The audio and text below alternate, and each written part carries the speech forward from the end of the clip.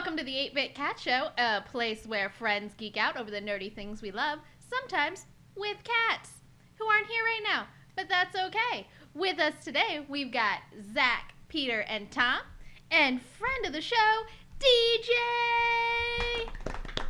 Thank you.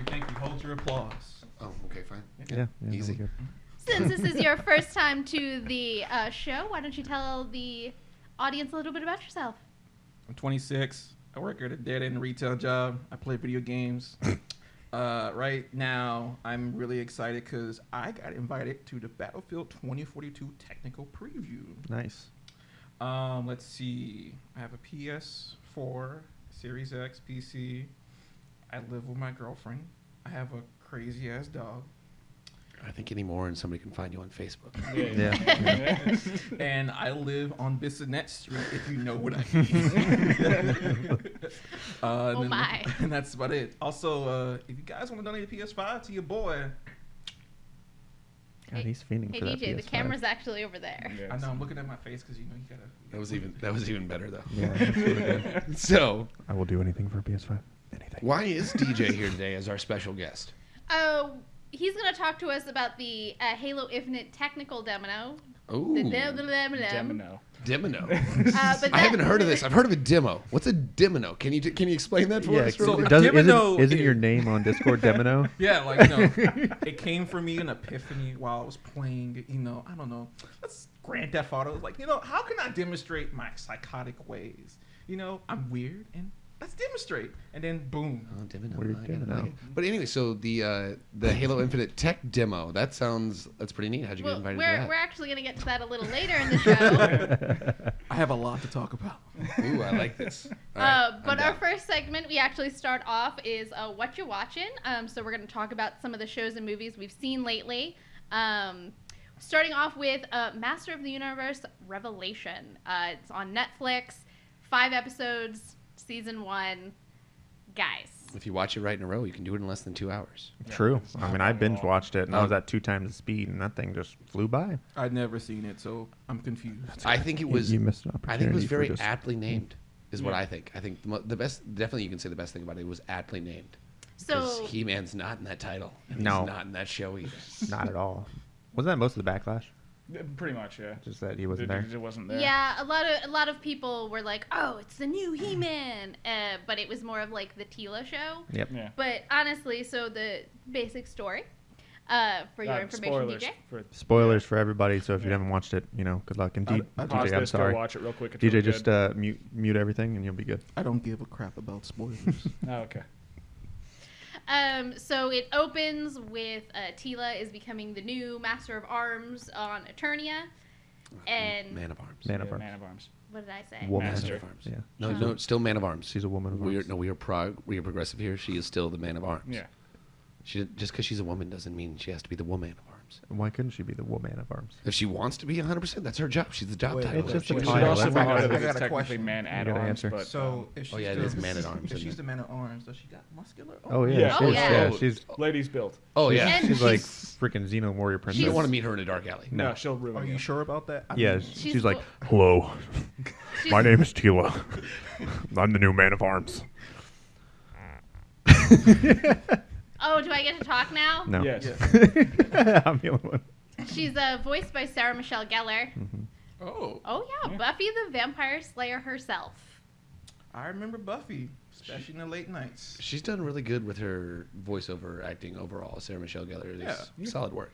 She was also one of the Inquisitors in Rebels, or was she? Yeah, one of the Inquisitors. Yeah. Because she tries to chop off Freddie Prinze Jr.'s character's head, and that's great. That's her husband for those in the know, not in the know. Yeah. I didn't know for the longest time. They, I'm they, just gonna be honest with that one. they met on the set of I Know What You Did Last Summer. I would have thought Scooby Doo. Yeah. No, they were already married when they made that movie. They were already married when they made What that movie. the Okay, hell? now that Yeah. I told you I found this out recently. I don't know. It's messing me up, y'all. Yeah, they have I think 2 or 3 kids, and 4 dogs, 4 dogs. huskies. I think you know a little bit too much about the Yeah, Gellers. You got a That's little kinda bit too much stalkerish. going The on. Michelle I- Gellers. I follow her on Instagram. The Michelle Kinda Gellar Prince consent. Juniors. Anyway, So back to the show. so then it opens up with they're having this ceremony for her, and in the meantime, Skeletor has come up with this whole grand scheme, and he's gonna take over Castle Grayskull. Sorceress Part for the course. Sorceress sends out a call to He-Man, and they're like, "Hey, we gotta go." So they show up and start kicking some booty. And then we find out that the Castle Grayskull has actually been the hiding place of the Orb of Wisdom, which basically is what keeps Eternia together. And Skeletor is like, you know what? I'm going to break it. So he takes his staff to whack it, and in doing that, he's basically going to destroy the universe, right?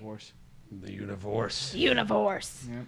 And in order to prevent this from happening, Sorceress stops time and is like, hey, we don't have a lot of time here, but, we've got to come up with an idea quick. And He-Man's like, well, hey, can't I use the Sword of Power as a conduit and absorb the whole blast?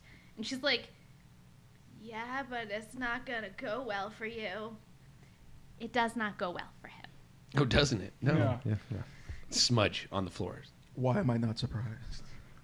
So then, while he's acting as a conduit, the sword splits into two sister halves. Looks way cooler than the actual Sword of Power. Mm-hmm. The Sword of Power is honestly not a great weapon. No, but those things look phenomenal. Both those half swords, beautiful. Yeah. Would enjoy owning either one. Yeah. Could you imagine He-Man just being like, I have the power? Then he's like, I'm going to kill everybody. Yeah, I believe both that show and the original, that one was actually rated PG, and I didn't realize it got away with that. Yeah. There was a lot more violence than I was expecting. Most of it off screen. They did a good job with that. Yeah. But it was brutal compared to the original cartoon. Oh, yeah, because I guess the original cartoon was just like G.I. Joe. We can't actually shoot guns. Let's shoot stun lasers. Yeah.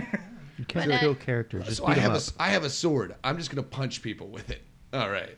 Well, and they have Skeletor make a comment about that. I did enjoy that, yes. Oh, that you was great. finally used your freaking sword.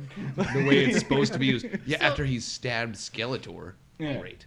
Do a deep dive. then you do a He-Man whole dies, and then the rest, up until the end, is Teela basically coming to terms because she finds out, He-Man and Prince Adam are the same person, and she feels betrayed because nobody told her. So it's a lot of her kind of going through this basic grieving process, and then having to go to basically heaven and hell to get each half of the sword back to Remake the Sword of Power and stop the universe from dying. yes. And all magic leaving it and Destroying shuttering everything. Yes. Yeah. Okay, so you were saying two halves of the sword, cool looking. Oh, way better looking than the actual Sword of Power. Oh yeah, 100%. Yeah. It was disappointing how little they actually are in the show, all things considered. See, there's a cat. We told you sometimes. Can I just say that Teela is a little bitch? Oh my god. Teela is a little bitch, is what you're saying. Oh my god. What did Teela do to offend you? He-Man, Prince Adam didn't tell me that he was He-Man. Everybody else knew this is bullshit. I mean, I it don't is- like this. This is crap. I mean, in her defense, it was a little bit crap, but he It's also like- didn't tell his own father. Yeah. And his own Yeah. father handled that, well, not well at all. Well, no, he, Honestly, no one not, handled not it well well. at all. he lost his son. I can understand why he's upset about it, but at the same time, she's sitting here as the king's like, even though you didn't know, you're still the man in arms. And she goes, no, fuck you. And basically tells him he can go fuck himself because he didn't know. Why Yeah, are you she- gonna betray the royal family just That- because frickin' the king didn't know either? That part did kind of tick me off because I was like, really? You're going to get mad at him? There were only 4 people in that room who knew. Who knew? His Yeah. mom, Man-at-Arms, the cat, And and Orko. Orko. Cringer. Cringer, yeah. Yeah, Well, but to be fair, one of those is sometime- her dad. Sometimes his name is Battle Cat. Only every now and then. Right then he was Cringer. But I mean, that for the next 3 episodes is her having a pity party, Yeah. and I- it My bugged the crap question out of is, me. I don't didn't- think that actually showed up there. Did it say, how long after the death of He-Man that next episode took place? no. It did not, right? I don't think Or it does. did it say I don't think it did. No. That was my issue. I was having a little trouble with how The because it seemed timeline? like it was quite a bit afterwards. Yeah. Yeah. Like But it 3 also years could have or been. so. It also could have been like the next day, and apparently Eternia just devolves into chaos almost immediately. Well, we know it's enough time for her to have that partnership with the other character, who did appear one time in the original series, and people are mad that she changed. Well, she did appear in the original series. Yeah. I did not realize that. Yeah. But the way that Audra Yes, Audra. Yeah. I thought Was it was top- Andra. Andra, Andra, I think. Yeah, Andra. Andra was talking, it made it seem like a lot of time. She's like, oh, my grandfather used to tell me stories of that place. So it's like, Yeah. well, if you, like, how old are you? Because you make it sound like you were a child when your grandfather told you these stories, and now you're clearly late teens, early 20s at the youngest. Mhm. So it's like, I kind of had the same question too, like how much time has passed? And Evelyn's got all white hair now. Yeah, but we never see her hair before, do we? Oh, She's always got that helmet Yeah, I on. never think I I've always ever thought she had seen like it. short black hair that was just under the helmet. If you look at it, it looks like Maybe, she's got short and- black and- hair right under her. And the helmet only idea of time we have that went by was like when they go back to see the sorceress and she's like old, but it's like I think that's mostly just because she didn't have access to the To wellspring magic. of magic that So- she's Yeah. normally so I'm accustomed like to. that isn't even a good. That's not No, a good it's judge not. there. Yeah, it's hard to tell. And I mean, like, Man-at-Arms did have a time to grow a sweet-ass beard. And grow his hair out. Dope beard. Went really well with the helmet. Kind of just completed, like, the whole, like, almost juggernaut look kind of Yeah. thing going on. It was... And the was little pretty man, solid. It was he's good. got a Yeah. little man bun. A man. Oh, did he bun? have a man bun? I missed the man No, bun. you missed if the he half takes his bun? helmet on, he's got a little like man. Oh, he bun. did have, like like- that shit I used to wear all the time. He did have, Yeah. he's got, like, the samurai top knot kind of Yeah, thing yeah. like that going on because he's got other hair, Yeah. too, still. Yeah. It was okay. But then even Robo No, was this looks like saying, she always had white hair. "Oh well, She did? you're Oh, look at that. Always had white hair. I was Confirmed. built by the younger you." So it's like, well, how young was Duncan when he built you?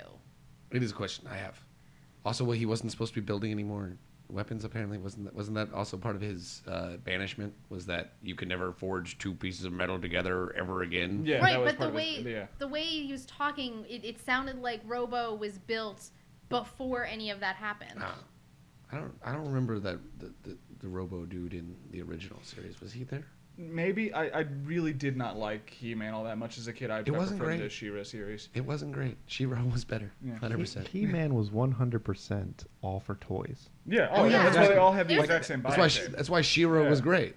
That's Now- all it was. Now, might I add, though, with the He-Man show coming out recently, a lot of people who have been complaining about the show say, like, it's not about the original, it's not the same, the characters are not who they are. It's kind of the whole point. Yeah, that's the whole point. Like, I like Yeah. the fact it's not focusing on He-Man, because He-Man as a character is boring. Yeah. Yeah, oh, yeah. No, yeah, it's boring. I think everyone He's can pretty agree with devoid that. of character. Yeah, like, you have more interest His name is in the He-Man. villain Right? than the actual protagonist. And yes, He-Man is basically for toys. And might I add this as well? There were so many different iterations of He-Man. He went into space. He went into space, yeah. He's getting What's with all the hell cringy catchphrases? in Oh, that whole... that's what Oh. He-Man was. Oh my god. Oh yeah, it was Yeah. it was very true to the original in Yeah. that sense with the Oh, yeah. cringy and the terrible like dad jokes. Right. Um, They did stop Skeletor from being a meme this time, which was great. But Yeah. don't rub I up mean, on if the you have mic, Mark please. Hamill voice your character, you're probably pretty safe in people going, yo, that was the coolest part of the whole thing. Right? And It that was the yeah, coolest part of the whole thing. Like, I don't think Mark Hamill as a character in any show could really be bad. I will say there was a little too much of his Joker in his Skeletor for me. A little bit, yeah.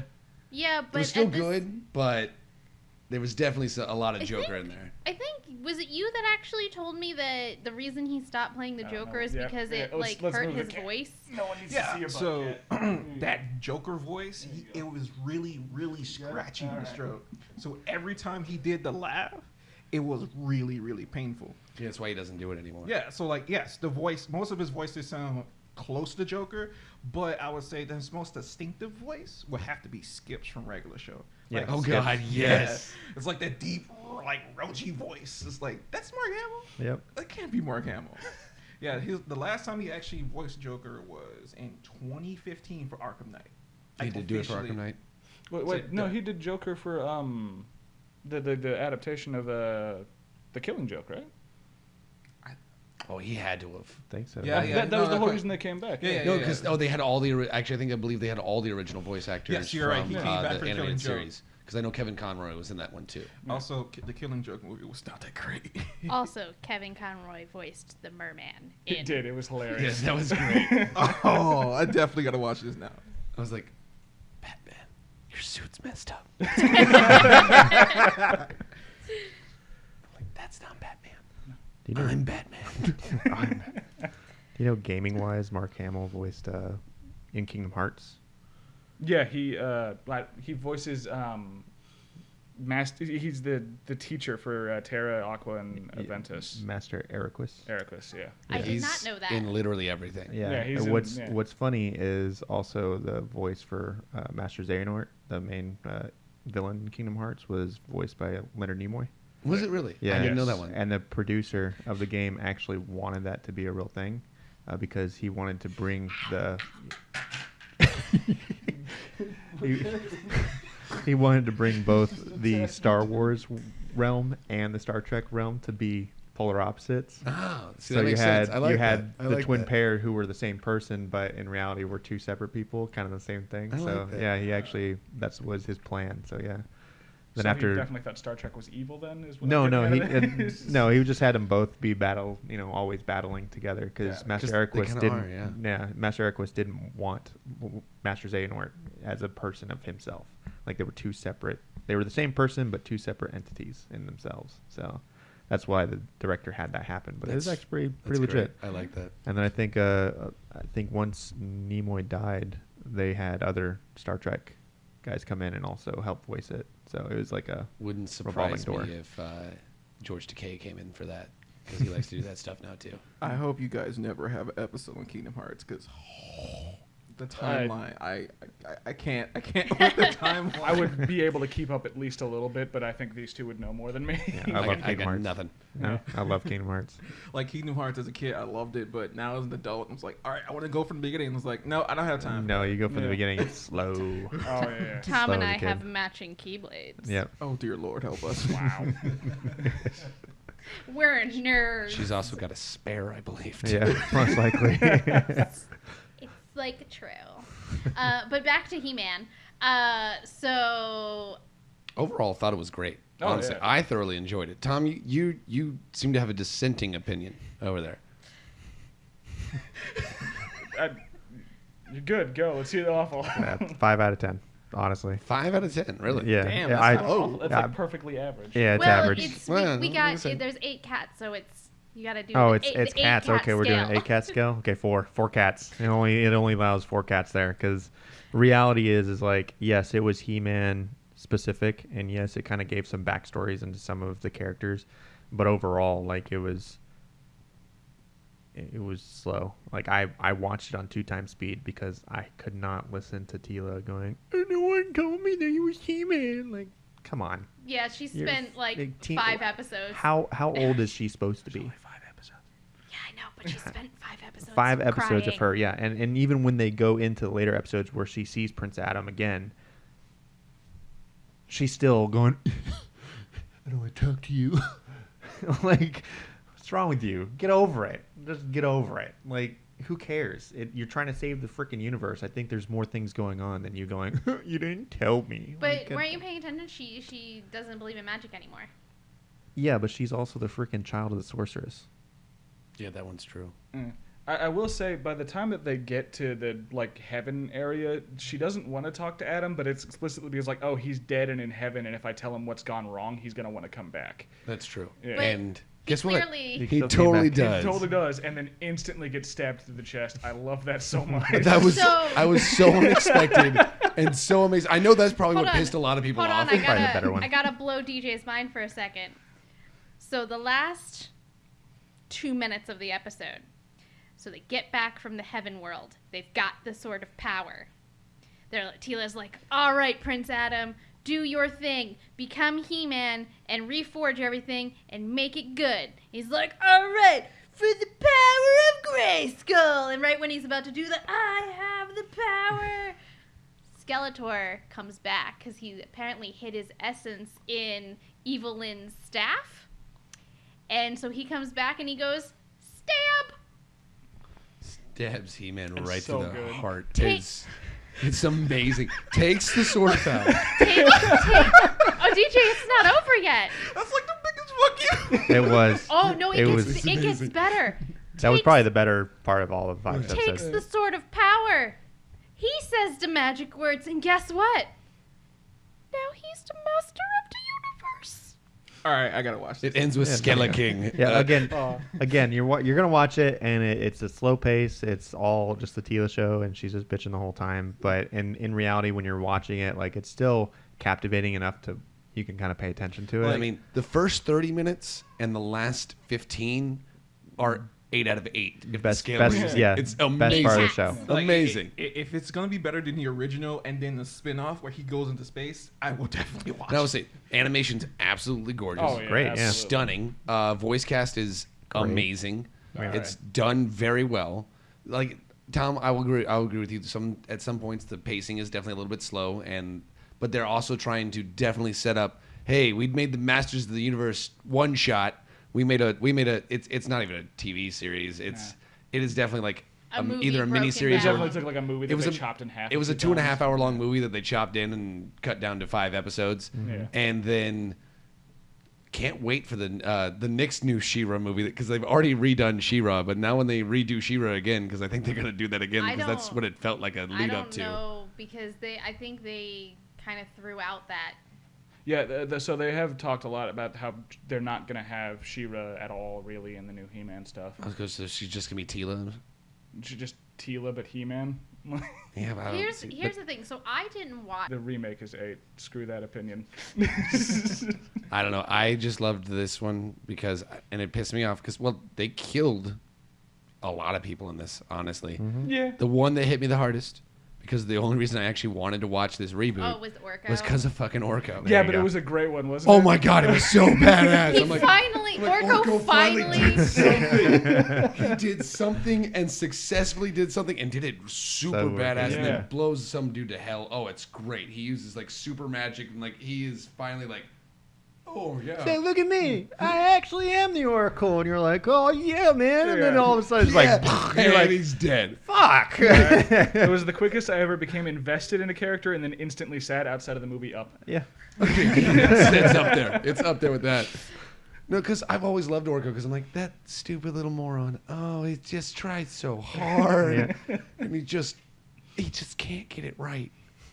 Just poor little boy. And then he finally gets it right. And they're like, And you're dead. You're dead. Yeah. I shed one single man tear. I for sure did on that at that point in time. That was definitely a tug my heartstrings. Why you didn't pour one out for the homies, bro? You know. That seems wasteful. I did enjoy that we're kind of getting a redemption arc for a character named Evil Lynn. Yeah, but Hey, she, apparently the evil was by choice. Right. It was by choice. yeah, but at I had the always end- hoped her parents had just named her Evelyn. Right? Like they were That was just on her birth really certificate. aware. Evil Lynn, yes. like it was supposed to be Evelyn, but they fucked up a letter. Right, That would be even- that's okay, just that would what be with even it. better. Right. Well, I'll embrace it. I'm evil Lynn. Yes. Mwah. But at the end, she goes back to Skeletor anyway, even though the whole time she too had been like, "Fuck Skeletor. I think that is He's a douchebag." a lovely and very accurate representation of abusive relationships. That is 100% what is always been going on between the two of them. She's definitely the smarter, more capable one, but he has broken her self-confidence down so bad by being such an evil little bastard Right. that she'll do whatever he wants. Also, I think she might be a little bit afraid of him, especially now he has the fucking sword of power. Yeah. And is literally he has the sword of power and the hag staff. Dude, all Literally, she had he is to all do powerful. Right. was walk over there and been like, "You know what? You're a douchebag," and kicked him in the nards, and he would have He dropped the doesn't sword. have nards. Yeah, does he have He's a those? skeleton. He's a skeleton. Actually, I think he does have nards. I think he think the does, problem yeah. is he just has an ugly ass All face. he had was he had acid spilled on his face. It ate him up, and then he used magic, so he kept him Because alive, and that's all his it is. hands aren't skeleton hands; they're creepy little demon hands with the nails. True. It's true. I think it's just. I think Adam has this problem too, and I think we'll go there. I think they just both hate being virgins. I think that's why they're always fighting. That testosterone is just high through the roof, and every time he's like, "I have the power," he's like, "I am full of rage." They've never had any outlet for it, and that is why that gets deeply homoerotic. Tila, what the fuck? At least the original. This one. Not I got a really, little bit of a subtext with Tila and Andra. I think little bit, It was yeah. definitely supposed to. I think there was supposed to be some of that subtext. I don't know if they'll act on that No. if they give us more. But I definitely think there was if we supposed get to be more. some of that. They're definitely doing it for the Tumblr fans out there. There's gonna be some ships, if I may. I believe that is the vernacular. Can I just say Good, what? Stephanie? I was trying to do the Bradgelina thing, but I was trying to figure out how you would do. Leandra. Why do you Where know it you- already? Tandra.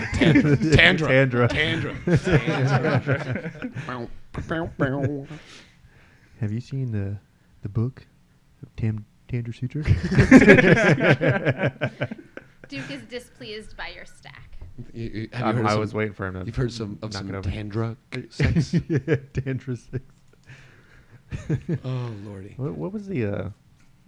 Was there ever a reference to the glove of Gabula? In the original? Yeah. I don't I remember that have one. no That was idea. probably one of the accessories that you It's could just- buy. Probably. Just random. Just I mean. That had to been one of like the one-off releases that Hasbro did just because you know the only people working on this show are huge He-Man nerds. Yeah. Yeah. I mean, it's directed by Kevin Smith, I was who going I to say, believe you is mean Kevin the Smith? hugest He-Man nerd. All right. He had other people helping him. I know he wrote it. It was written and directed by Kevin Smith, but I guarantee he had extra. He was not the only writer. Oh, Though maybe yeah, he no. was. I think he said that at one point, but I didn't read the article all the way through. So maybe he was, but I doubt it. In Hollywood nowadays, there's nothing that is really written by a singular person. You know what just dawned on me? What's that? So, He-Man has been lying dormant for a few decades now. Yeah, well, a little while. Yeah, like Yeah. the last time I saw a He-Man cartoon was on Cartoon Network. You know, He-Man was a little bit more serious then, but now He-Man is mostly referenced in Funko Pops. And with the revitalization of He-Man with the show, how much you want to bet that some of those Funko Pops are going to go up and sell, and He-Man fans are going to try to offload them? Oh, I Oh, guarantee. for sure. Oh, absolutely. I guarantee yeah. there's going to be a whole new run by Hasbro of toys merchandise to it because Yeah. they still own the property. Exactly. That's why they changed almost everyone's look. But Yeah, so they can sell new freaking toys. But Yeah. every year, there's always a new slew of He-Man pops that are exclusive to conventions. Every That's year. true. I didn't know that actually. I actually didn't know that either. Now, there are a few that come out in the wild, but they have, I would say, one of the few lines where everything is either exclusive, a rarity, glows in the dark. Like, there's so many Skeletor Funkos. I want to go in the Dark Skeletor. That would That be sounds nice awesome. and terrifying. That Actually. sounds awesome. I have a glow-in-the-dark him from Powerpuff Girls. Oh my god. How much you want for it? How much you got? I'm just kidding. I don't think that one's for sale. But you actually can buy a 10-inch glow-in-the-dark Skeletor from GameStop. 10-inch? 10-inch glow. big How one? did we not know that? Oh, I want one. I want that. That sounds amazing. After we left? Well, they did after the She-Ra line. They did do a bunch of Master of the Universe ones that they sent to GameStop, so that would make sense. Oh, there you go. Yeah. I think it came out May of this year. Yeah. Oh, it was a GameStop recent exclusive. one. Okay. Yeah. Halo reference. Did you guys see the Spartan laser Wait, what? in He-Man? The Spartan laser. Oh, again, the thing that he's like, I've had 23 minutes to build a weapon because I was not allowed to build weapons before this, and I was honoring my code because I love the king. He's like, but now he's like, fuck it, I'm sick. I gotta save Grayskull. I'm making a Spartan laser. He literally takes out the entire row of tanks in one shot, and you're like, that could have been useful many other times. Many times. You're just now telling me you figured out how to build this thing? Many times. You've always had the little arm laser thingy, which is great. You never thought to make it bigger until right now. Pretty sure He-Man wouldn't be dead right now if you'd had that thing. What I guess it was 10 Long years time ago, whatever the ago. hell it was. Yeah, Duncan. His name's Duncan. It is. Was that ever established in the original series? I thought he was Yeah. always I just I man at thought it arms. was just wasn't man he? at arms. Yeah. I didn't realize it. He's man at arms when he's like in his full thing, but like when he's just Did chilling, everyone he's have Duncan. He's always been Duncan? I didn't realize that. Okay. Always been Duncan. I never. Duncan. got the concept of him having a secret identity in the original series because they look exactly the same. All they did was take his clothes off. He-Man. Yes. That was mostly for action figure design. Yeah. So it's nice to see the new one actually have a difference in appearance between Adam and He-Man. It makes a lot more sense. Like the original show would have made a lot more sense for Adam being wimpy and scared and always running away from the battle to go be He-Man, obviously. But you're like, dude, you're 6'8" and you're literally have a 9-pack. Why are you running away? I'm so scared. I can't do this. I have the power to take my shirt off. I also did like how when they were in Preternia, that's the heavens. You really figured that one out. Yeah, I was trying to search that in my head. It's Preternia and Subternia. Yeah. Preternia. This is hilarious. like- I Fazerland. thought she was gonna hate it. I liked how they were like, oh yeah, he's the first champion to come through that chose to be here in his lesser form. Yeah, because Tila liked him better when he was Adam. Mm-hmm. I think she's like, yeah, He-Man's roided out. I don't want to even see that back knee situation. It's because Tila likes to be the dominant one in the relationship. Oh, that makes sense. That could make it, yeah. So are we? That makes a lot of Are sense. we just not going to acknowledge the Adam music video that everyone knows about? Oh my god. Oh. I have no idea what One of this the greatest internet memes of all time. Is Yes, that the one you're yeah, talking about? Yes. I have no idea what this is. And I said, Oh, that thing? No, that's just He-Man. Yeah. No, that's Adam. No, It's Adam? Yeah, he's Okay. He's, Well, I guess the wearing same thing, yeah. he's wearing the pink coat. Oh, okay. Again, it's Pink hard. sweater It's hard vest. to decipher Yeah, weird, when like, tunic he's thing. Yeah. the same type and build, just a lighter shade than True, He-Man. yeah. That was the difference, I guess. The older Adam. He-Man just got a spray tan and stripped down to his skivvies. So you said you thought I was going to completely hate it? I was certain you were gonna hate it, just because of how quickly and dismissive you were of the She-Ra reboot, just based on the change in character designs. Like you saw Madame Raz, and you're like, nope, that's ugly, and I hate it, and you bailed out immediately. So when He-Man dies like 10 minutes into the series, I was like, oh, she's gonna hate this. I love this, but she's gonna hate this. I told you I don't have a problem with change. I just do not like that animation. Like, maybe I will sit down and give it a chance. But, like, I don't know. It's the same way that I felt about, like, the Teen Titans. Like, when they went from, like, the Teen Titans that I grew up with, like, you know, full normal scale, hey, we're Still actually can't badass. get over the weird chibi styles. And yeah, and then Can't they do went it. to the chibi stuff. I don't. Well, they also super dumbed it down. About Teen Yeah. Titans Go. It's one of the greatest shows ever. Bro, it is so trash. No, it is a meme Don't show. at me. It's trash. It is a meme show, guys. The only episode of that I ever liked was the one where they end up watching an old episode of the original Teen Titans. Oh my god, with we were some- so cool. There's some weird multiversal crap going on there. That's the only one I've ever enjoyed. I'm like, okay, that's fucking funny because that's just way too meta and strange and like, okay, that's perfect. That's The exactly whole where the show show needs to be. is meta. That's the whole point of Yeah, it. that show was also very inappropriate for children, but definitely shown to children. Okay, Just like Cyborg definitely beats his meat to Raven's ass at one point in time. That is like he's literally pounding hamburger meat, but we all know what's implications going on. True, there. yeah. He's just like, Sir, have you never watched a Disney movie? Again, it's not supposed to be that That- obvious. Though. Like they zoom in on him. He's like, that's terrible. But even like they just came, just finished season 2, but the reboot of Charmed. Yeah. I have no problem with change. It's new sisters. They're doing something different, but like the story is not as engaging, and like they pretty much were like, hey, you know what? There's a lot of stuff going on in the world, like the Me Too movement and Black Lives Matter, and we're just gonna put this in here regardless of whether or not it actually fits into our story. And that irritated me.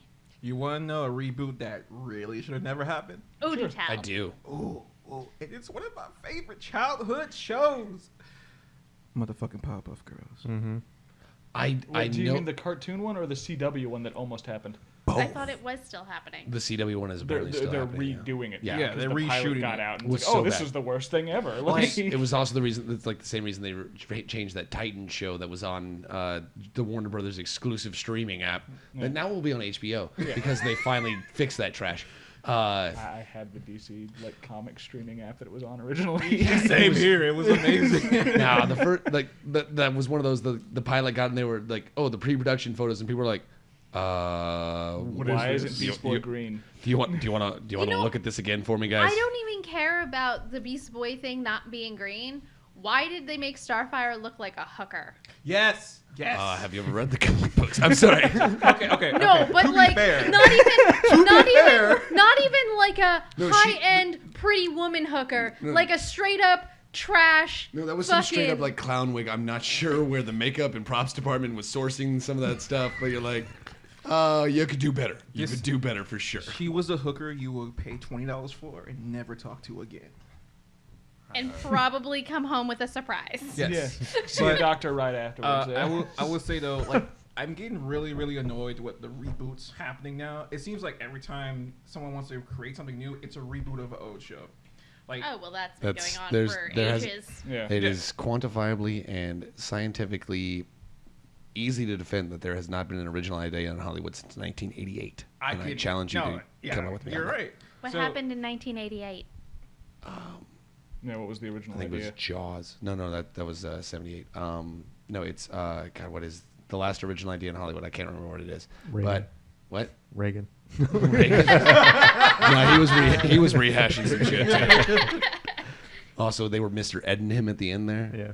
And, you just put the jelly beans in his mouth and you voice over. It's great. It works out perfect. That's exactly how they did Mr. Ed in the Mr. Ed show. He's Good a to know. horse. Oh, you remember that? I have no idea what Peanut y'all butter in his talking about. peanut butter in his Good mouth. to know. Good times. Well, you're gonna have to look that up and get back to us. I have to But tell you that it's the last original idea, but yeah, no, there. Any other one? Name a movie after 1990 or TV show or anything like that, and I'll tell you the property that it was based off of. They did need to reboot Powerpuff Girls. They did not need to do that. No, when I first watched the pilot episode for it, the reboot of the animation, I was just like, this doesn't look too bad. But as soon as they started referencing memes, I was like, yeah, no. Well, because they just tried to do Teen Titans Go, but they already have that show, and that one of those is enough. Exactly. Yeah. One of those is You enough. really don't need a bunch of them. Like Teen Titans Go did it well, but Powerpuff was trying too hard. Now one that did reboot that was great, like Animaniacs. Mm-hmm. Did y'all Yeah. watch Yeah, that at all? yeah. They did that a was good great. one. Solid. Yeah. I thoroughly enjoyed that because they didn't take no shit. And that's probably why there's not going to be another season of that. Another great reboot, Godzilla 2014 and onward. The monster universe was actually pretty good. And if you haven't seen Godzilla vs. Kong, I have not seen Godzilla vs. Kong. what the fuck is wrong with you? It's a disservice. I work 73 hours a week. Yeah. That'll do it. That's fair. Thank you, I appreciate that. How do you even get time to shower? It's hard. That's what I do, yeah. Shower and sleep. Fine time. So speaking of not a reboot, we also got a continuation. So we have The Bad Batch, all the way up to season. I can speak words. Episode 14. So we've got 2 more episodes left in this season.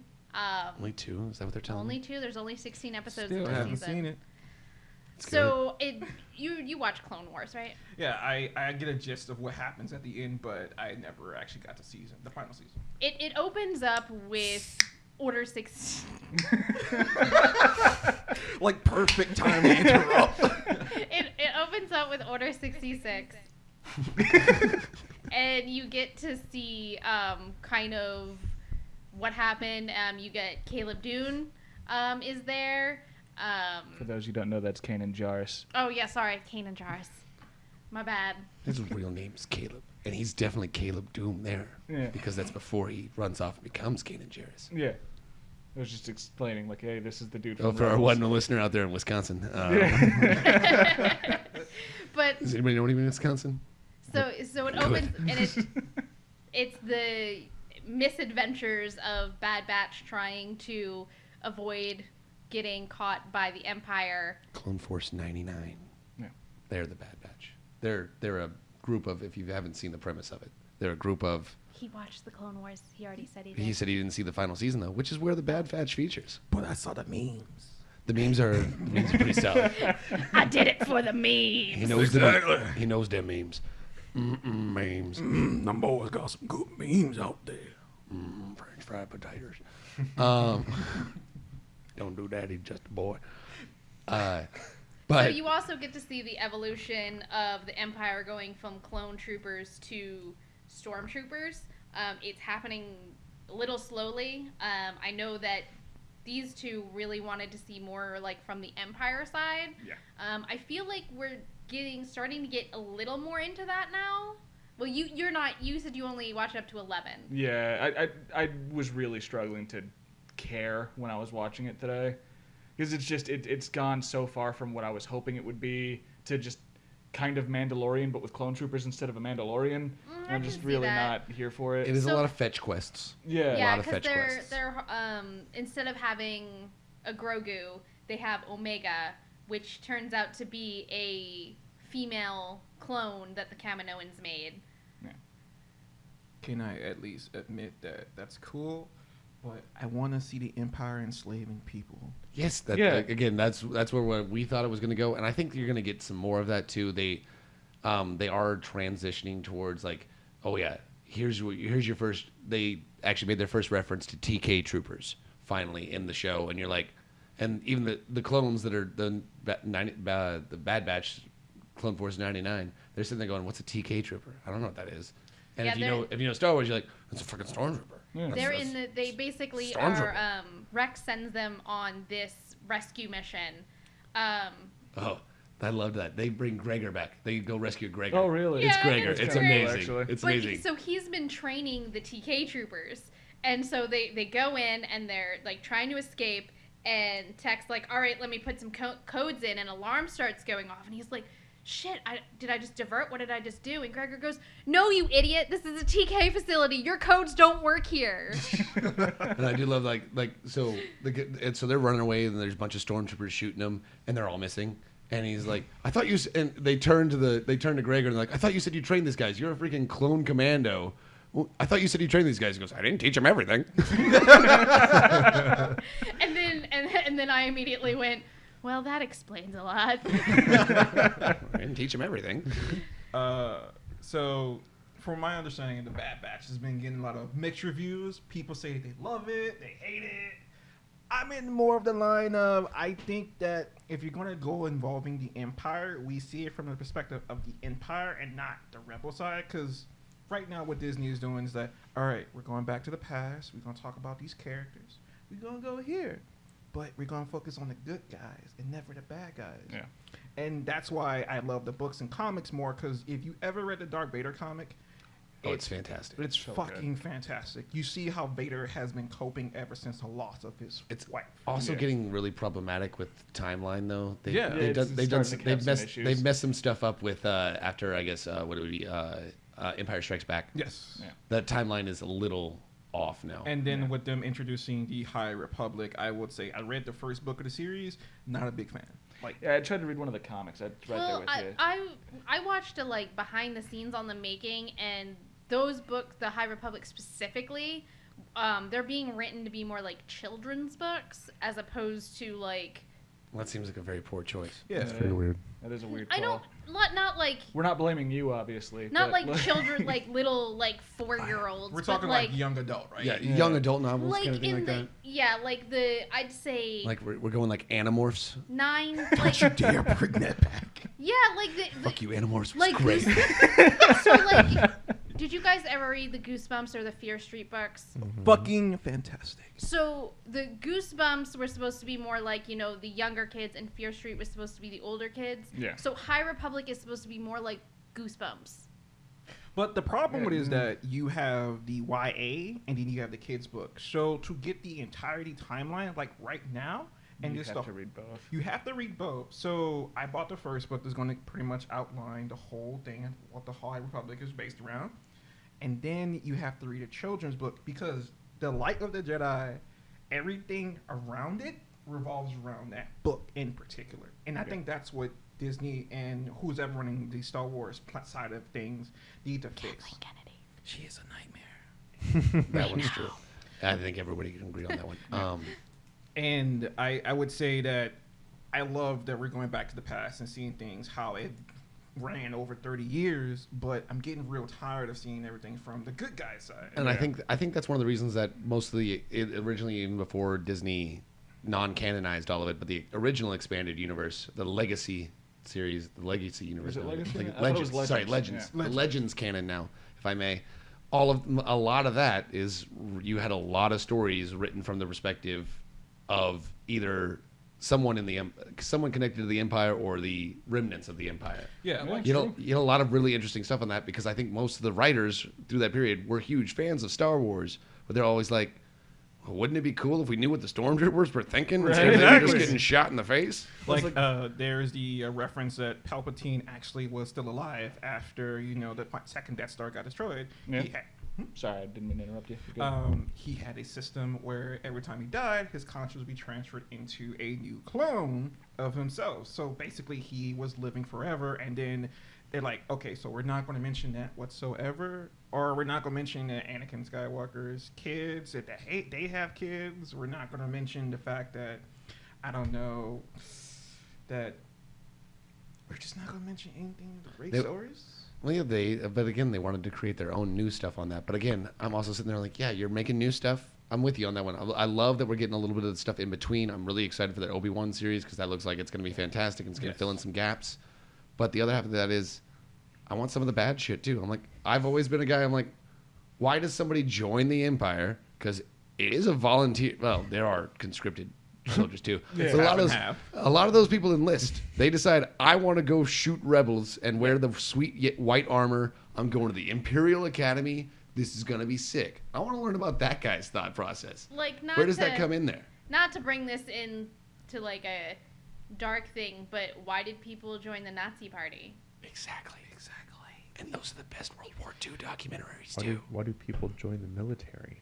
Because they're nuts. It's great. Free college. Free college, free supplies. That's what I'm saying. Free Things. medical. Well, no, It's probably most of those people, their thought process, because I joined the military and I joined it strictly because it was, well, this is going to get me into college, so fuck it. But You know? again, but that's the whole thing. That's why that's why Americans especially like World War II movies. And guess what they do? They follow a guy that was on hard times and enlists into the military and then has a great coming of age tale and everything like that. And you write that story and it writes itself. You get John Williams to do the score.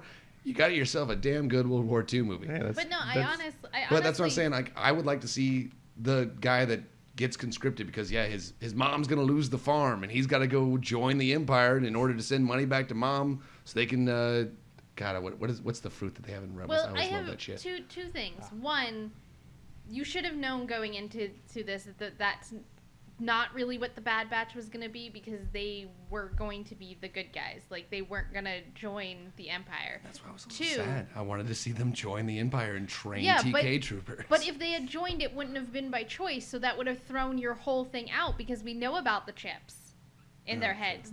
That's why Crosshair is on the bad guy's side because he technically doesn't have a choice. Now, I do like... we got to see Hera's beginnings in these last couple of episodes. We go to Ryloth, we get to see all of that, and did we meet Hauser in Clone Wars? Oh, the Clone Hauser. He's in this one. He was in Clone Wars at some point in time. I can't remember what episode he was in though. But he does. So it does look like we are starting to see the clone troopers kind of. Because the Order 66 only put them against the Jedi. It didn't put them against the people that they fought alongside, like... Clone Force 99. Twi'leks? Oh, yeah. The Twi'lek. Yeah, Sorry, Twi'lek. I was like, what is their race? So, like, Hauser is like, hey, man, like, no, this isn't cool. I don't like how this is going down. So I'm going to help get Hera out of here and... send her off with the Bad Batch. But we're also starting to see these last couple of episodes, we have seen them go into these territories where the Empire is taking over, and it is starting to show us more of that shift into what happens. And now that Hunter's been captured, I think we are going to kind of start to see more of the Empire's point of view. And oh yeah, Shadow? Is that what you think?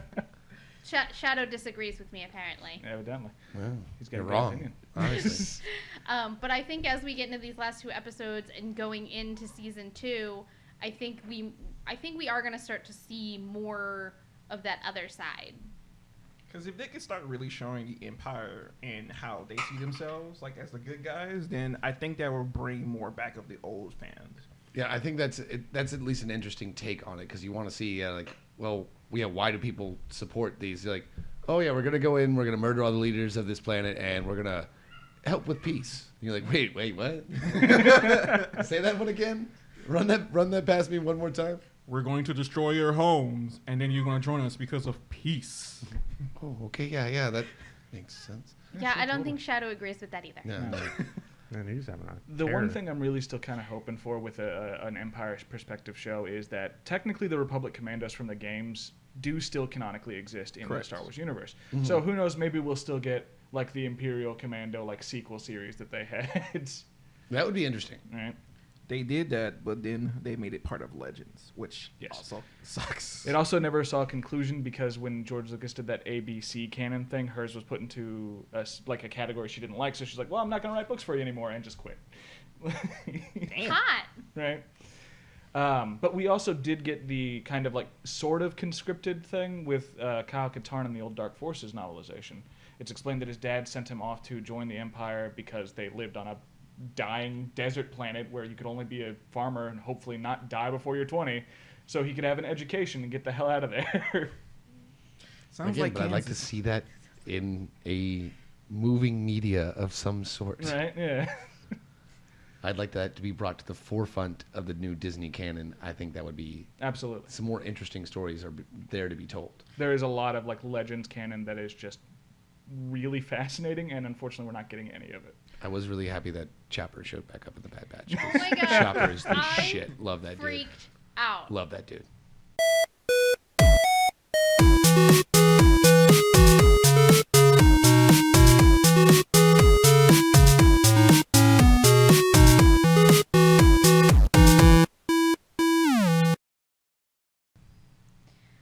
Sorry about the technical difficulties, but we are back with the 8-Bit Cat Show.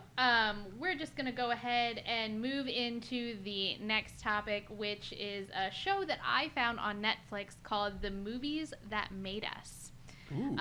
So before we get into this, Tom thought that this was something completely different. Yeah, honestly, I truly did. So what did you think this was? Literally, you were like, so we're going to talk about this thing called The Movies That Made Us. And I was like, okay, great. I message her. And I say, so is this like a list that we're making of movies that made us? Is it like a talking point that we're just going to get to know everybody, right? No, it's an actual TV show. And I had no idea. So I made a list of movies that kind of impacted me as I was little, you know. So now we're going to listen to Tom's list and see how it stacks up against the list. Sure. Why not? Yeah, we can, I wanna we hear can your go with list. this. Let's Yeah, see. it wasn't fully encompassing of everything, but like big ones that were for me. I mean, I went for personal favorites, comedy, animated, sci-fi, and then honorable mentions kind of thing.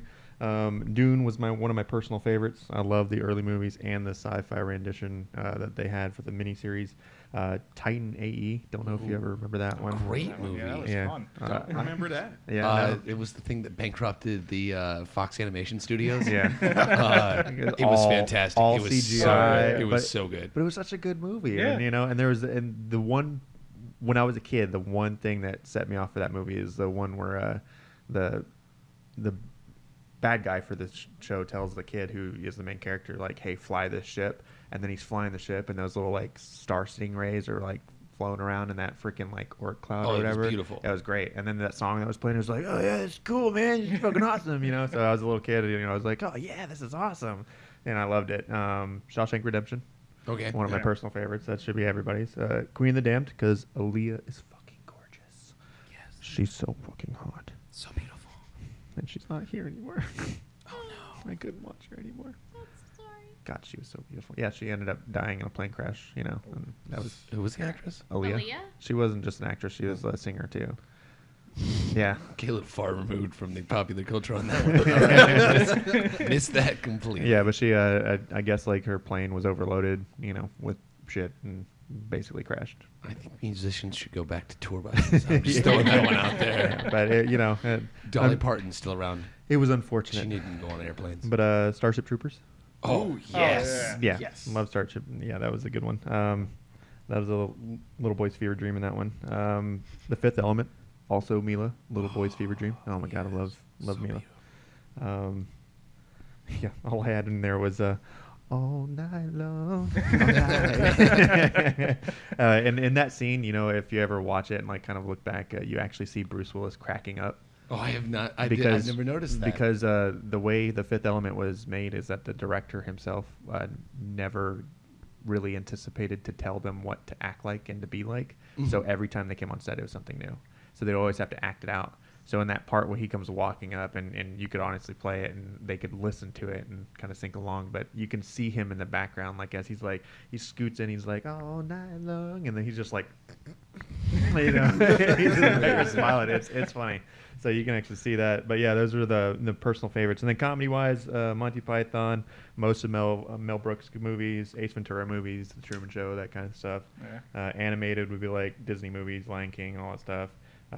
Emperor's New Groove, Atlantis. Those Yes. ones. Ooh, Atlantis. Solid No choice. touchy. Yeah.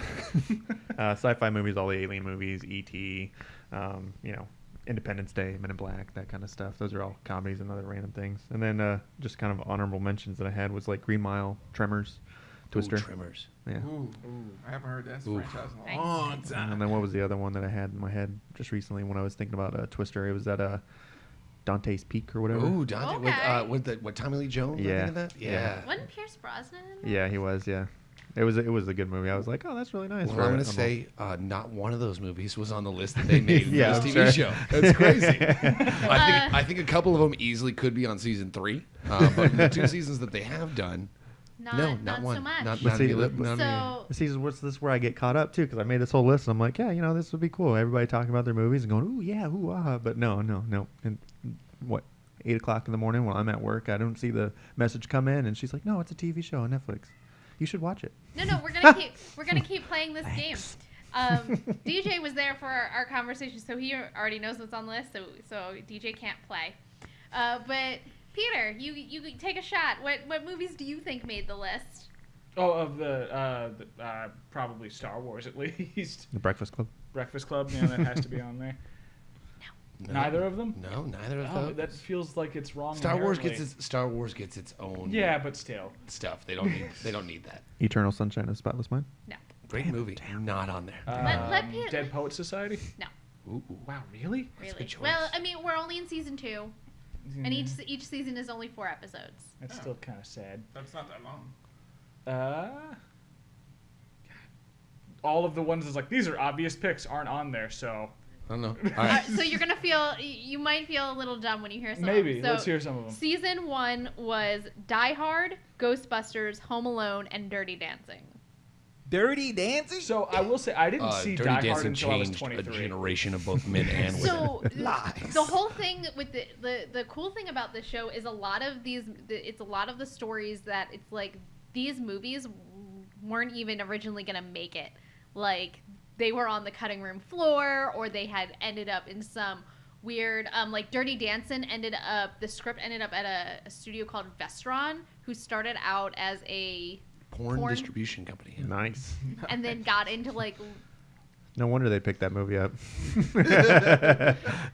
Hey, man, this is a great script, Dirty Dancing. How can we go this? You know what? Let's just actually make a movie out of this. Just Well, it was you mean like a written- movie? the lady who wrote it, it was like kind of based on like an actual experience that she had as a teenager at this like resort. So it was actually like really interesting. And then, I mean, he loves Die Hard, so Who doesn't love Die Hard? him getting to see.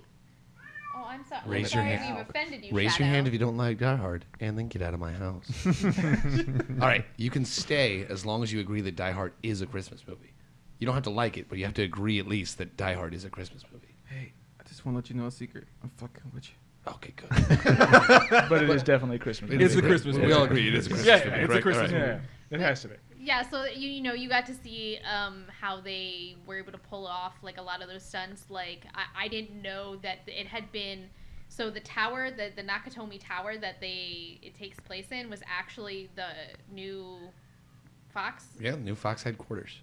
And- That floor that was under construction was actually under construction, and that's why they used it. That's why they were able to film there. That's awesome. Actually. Nice. And there were people like specking scripts and doing stuff like actually working the floor below, and they're firing off blanks and exploding stuff and doing stuff like that, and they still had to go to a normal day of work downstairs. It's like, oh, what's going on up there? Oh, you know they're shooting a new movie, huh?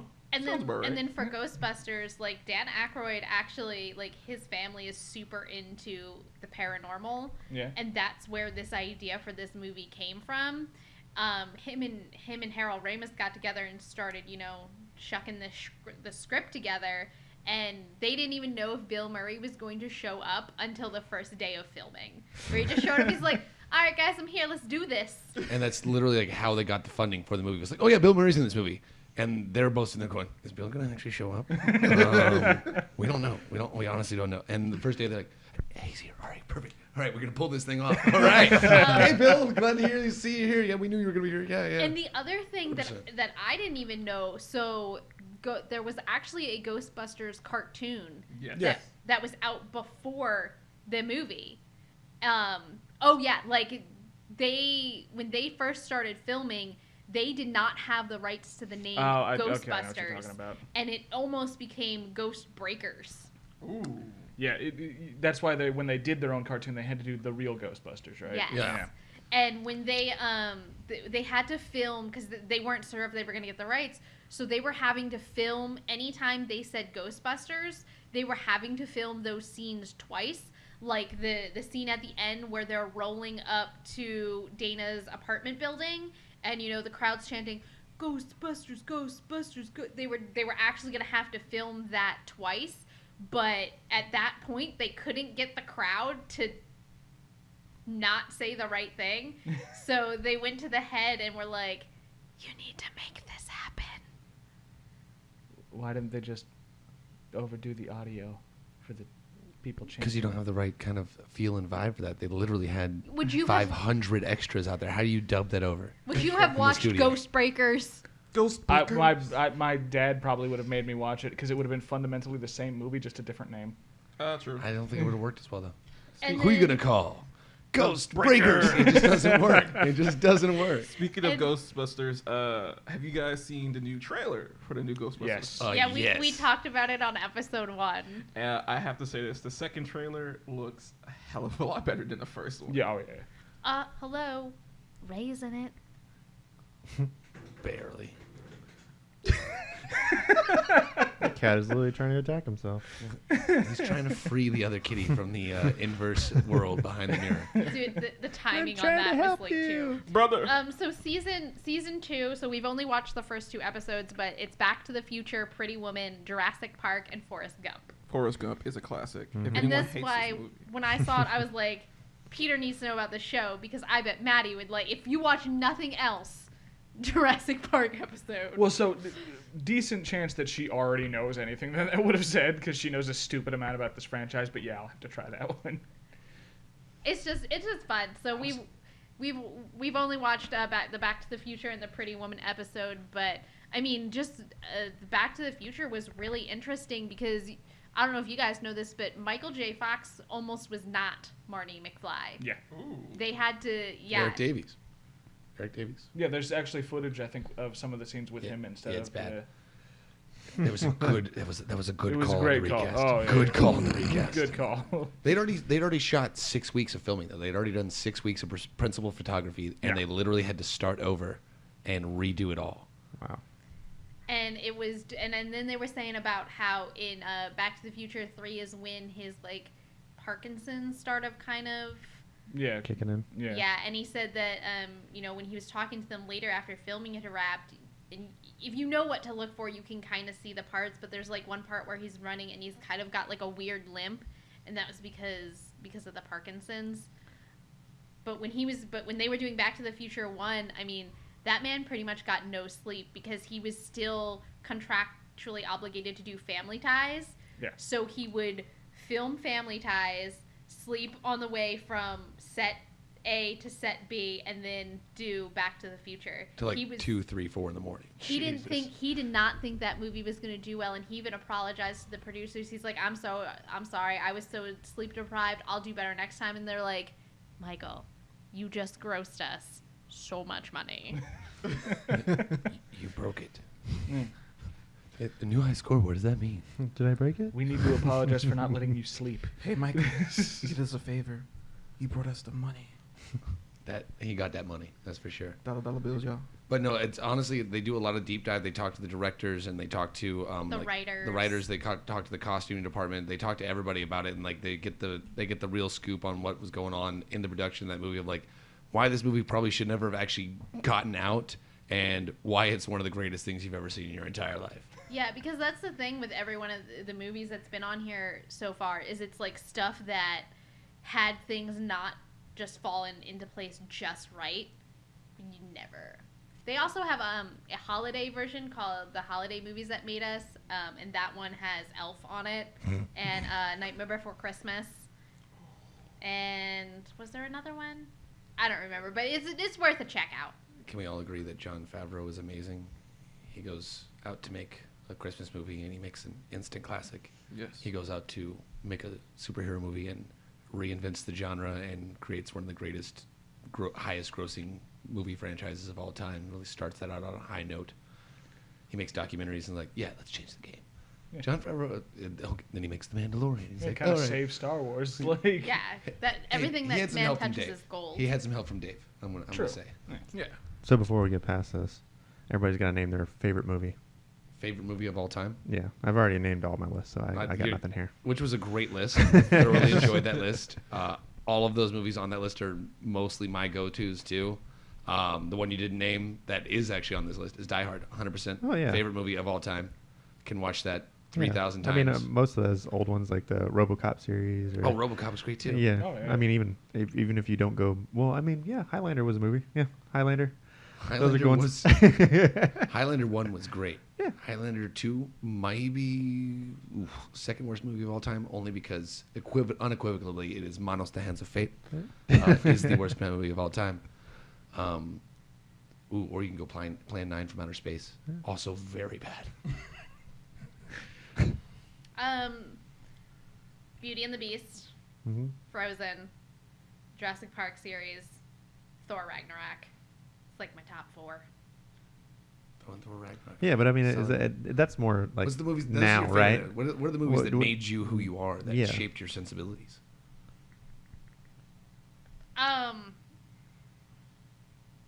And like when I say, I mean the original Beauty and the Beast that came out in like the 90s. Well, yeah, we Um, figured.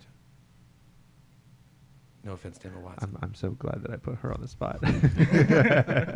Well, She's because like, like I don't know.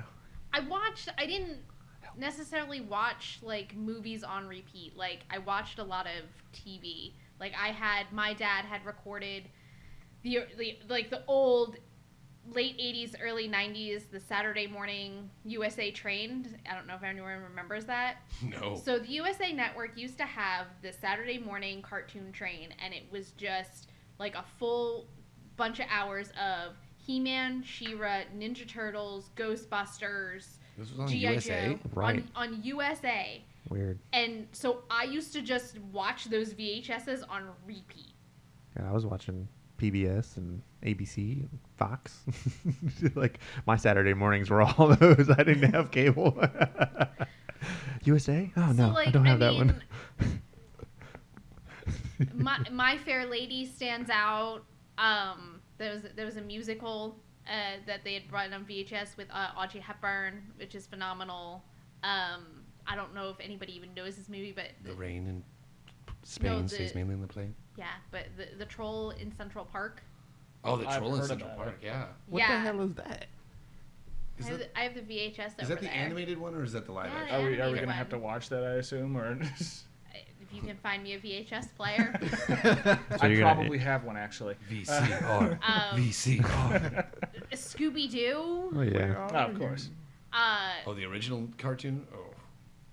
But I still stand by Jurassic Park because the first one came out. No, that one's real. Yeah, Yeah, that that one's one real. Yeah, that was a good definitely one. shaped who you are Yeah. as a person. I agree. Yeah. Oh, Ghostbusters.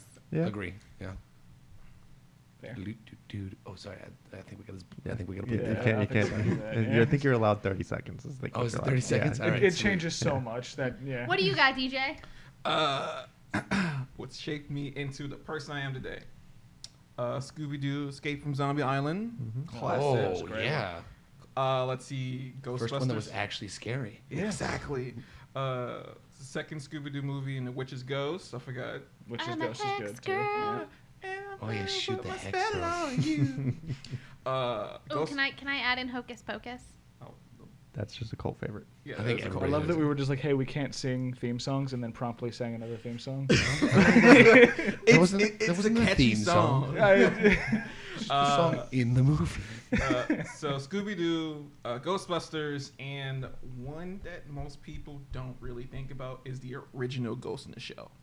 Oh, the I original love anime? Ghost in the Shell, yeah. Original Oh, it's animated phenomenal. movie. Yeah. Let's see. Ooh, favorite movie growing up. Friday the 13th. Yeah. Yeah. Oh, Friday. Horror movies. Friday the Yeah, it's not 13th. bad. You know what's really funny is I actually liked horror movies up until The Ring. Hear me out. Okay. Like scary movies, like scared me, but they didn't like terrify me, and I enjoyed watching them. We'd curl up with friends, we'd freak out. It was all a good time, right? I watched The Ring. I watched it by myself. Wasn't even scared. I was like, this is a fucking dumbass movie, right? When I went to go to bed that night, the VCR, like the light, was the same color as the freaking shit she came out of. I couldn't sleep. And then ever since then, anytime I watch a scary movie, it fucks me up. And I can't sleep. All right. Oh, that One of makes them just sense. got a little too real for you, basically. I'm gonna die. Well, shit. Hit too close to home. Another movie, Dusk Till Dawn. Yeah. Oh, Dust Till absolutely. Dawn. Still Dawn, yeah. Only the first movie is Yeah, good. only the Because all the other only the ones first one. suck. Yeah. I try and forget that there are other horror sequels They on that. rebooted So it as They, like a they TV did a show, TV too. series Yeah. too. Yeah. Yeah. So what's funny is that I finally showed my girlfriend that movie, and she was like, "It got Quentin Tarantino. I don't like Quentin Tarantino." And I told her, "He's literally not in the movie for that fucking long." He is in that movie for the gratification of those who hate Quentin Tarantino. Exactly. And the way he dies in that movie, I was like, I don't know why, but I'm satisfied. How he died. Okay, I guess I got to throw another one in there. Then it's Dogma. Dogma, yeah. Kevin Smith, Dogma. Pulp Fiction.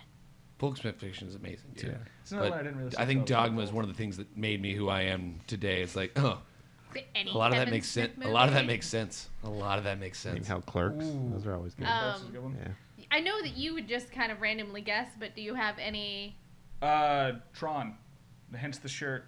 I felt that was coming. Now the original Tron, I'm assuming. Yes, yeah. Tron yeah, 2. Not Tron Legacy. I Tron still Legacy like Legacy. was I like good. all It's the pretty good, Tron yeah. stuff, but Legacy was yeah, good, the yeah. original Tron specifically. That's why it's Flynn's Arcade, not Flynn's Lives.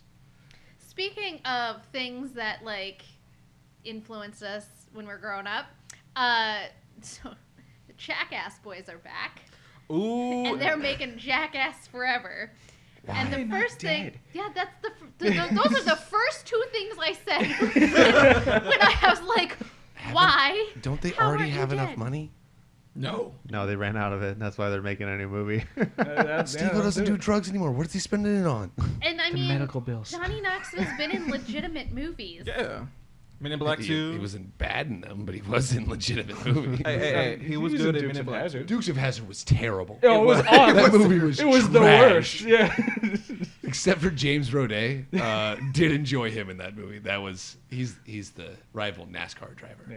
Yeah, Just- and if you guys weren't aware, like they're all in their late 40s, early 50s. yeah. Yeah, they're Like gonna they're die. old as fuck. They're going to break bones. They're I just am gonna die. terrified to see what the fuck they're doing. I'm I don't terrified even know for if them. I can watch it. Oh, I'm going to watch it day one.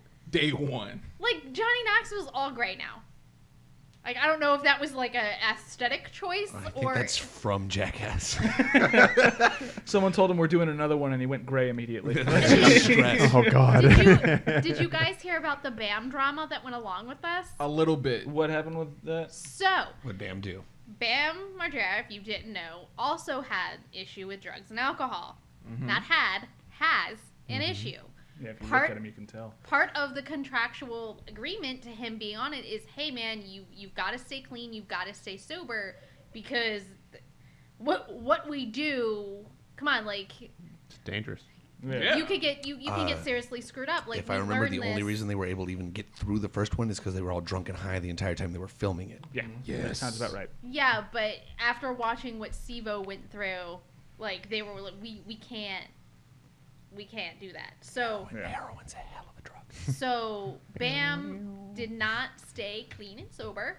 No way. So they fired him. Ooh. Oh. And he went on Instagram and was like, the traitors, and specifically called out Jeff Tremaine, who's the executive producer, and Johnny Knoxville.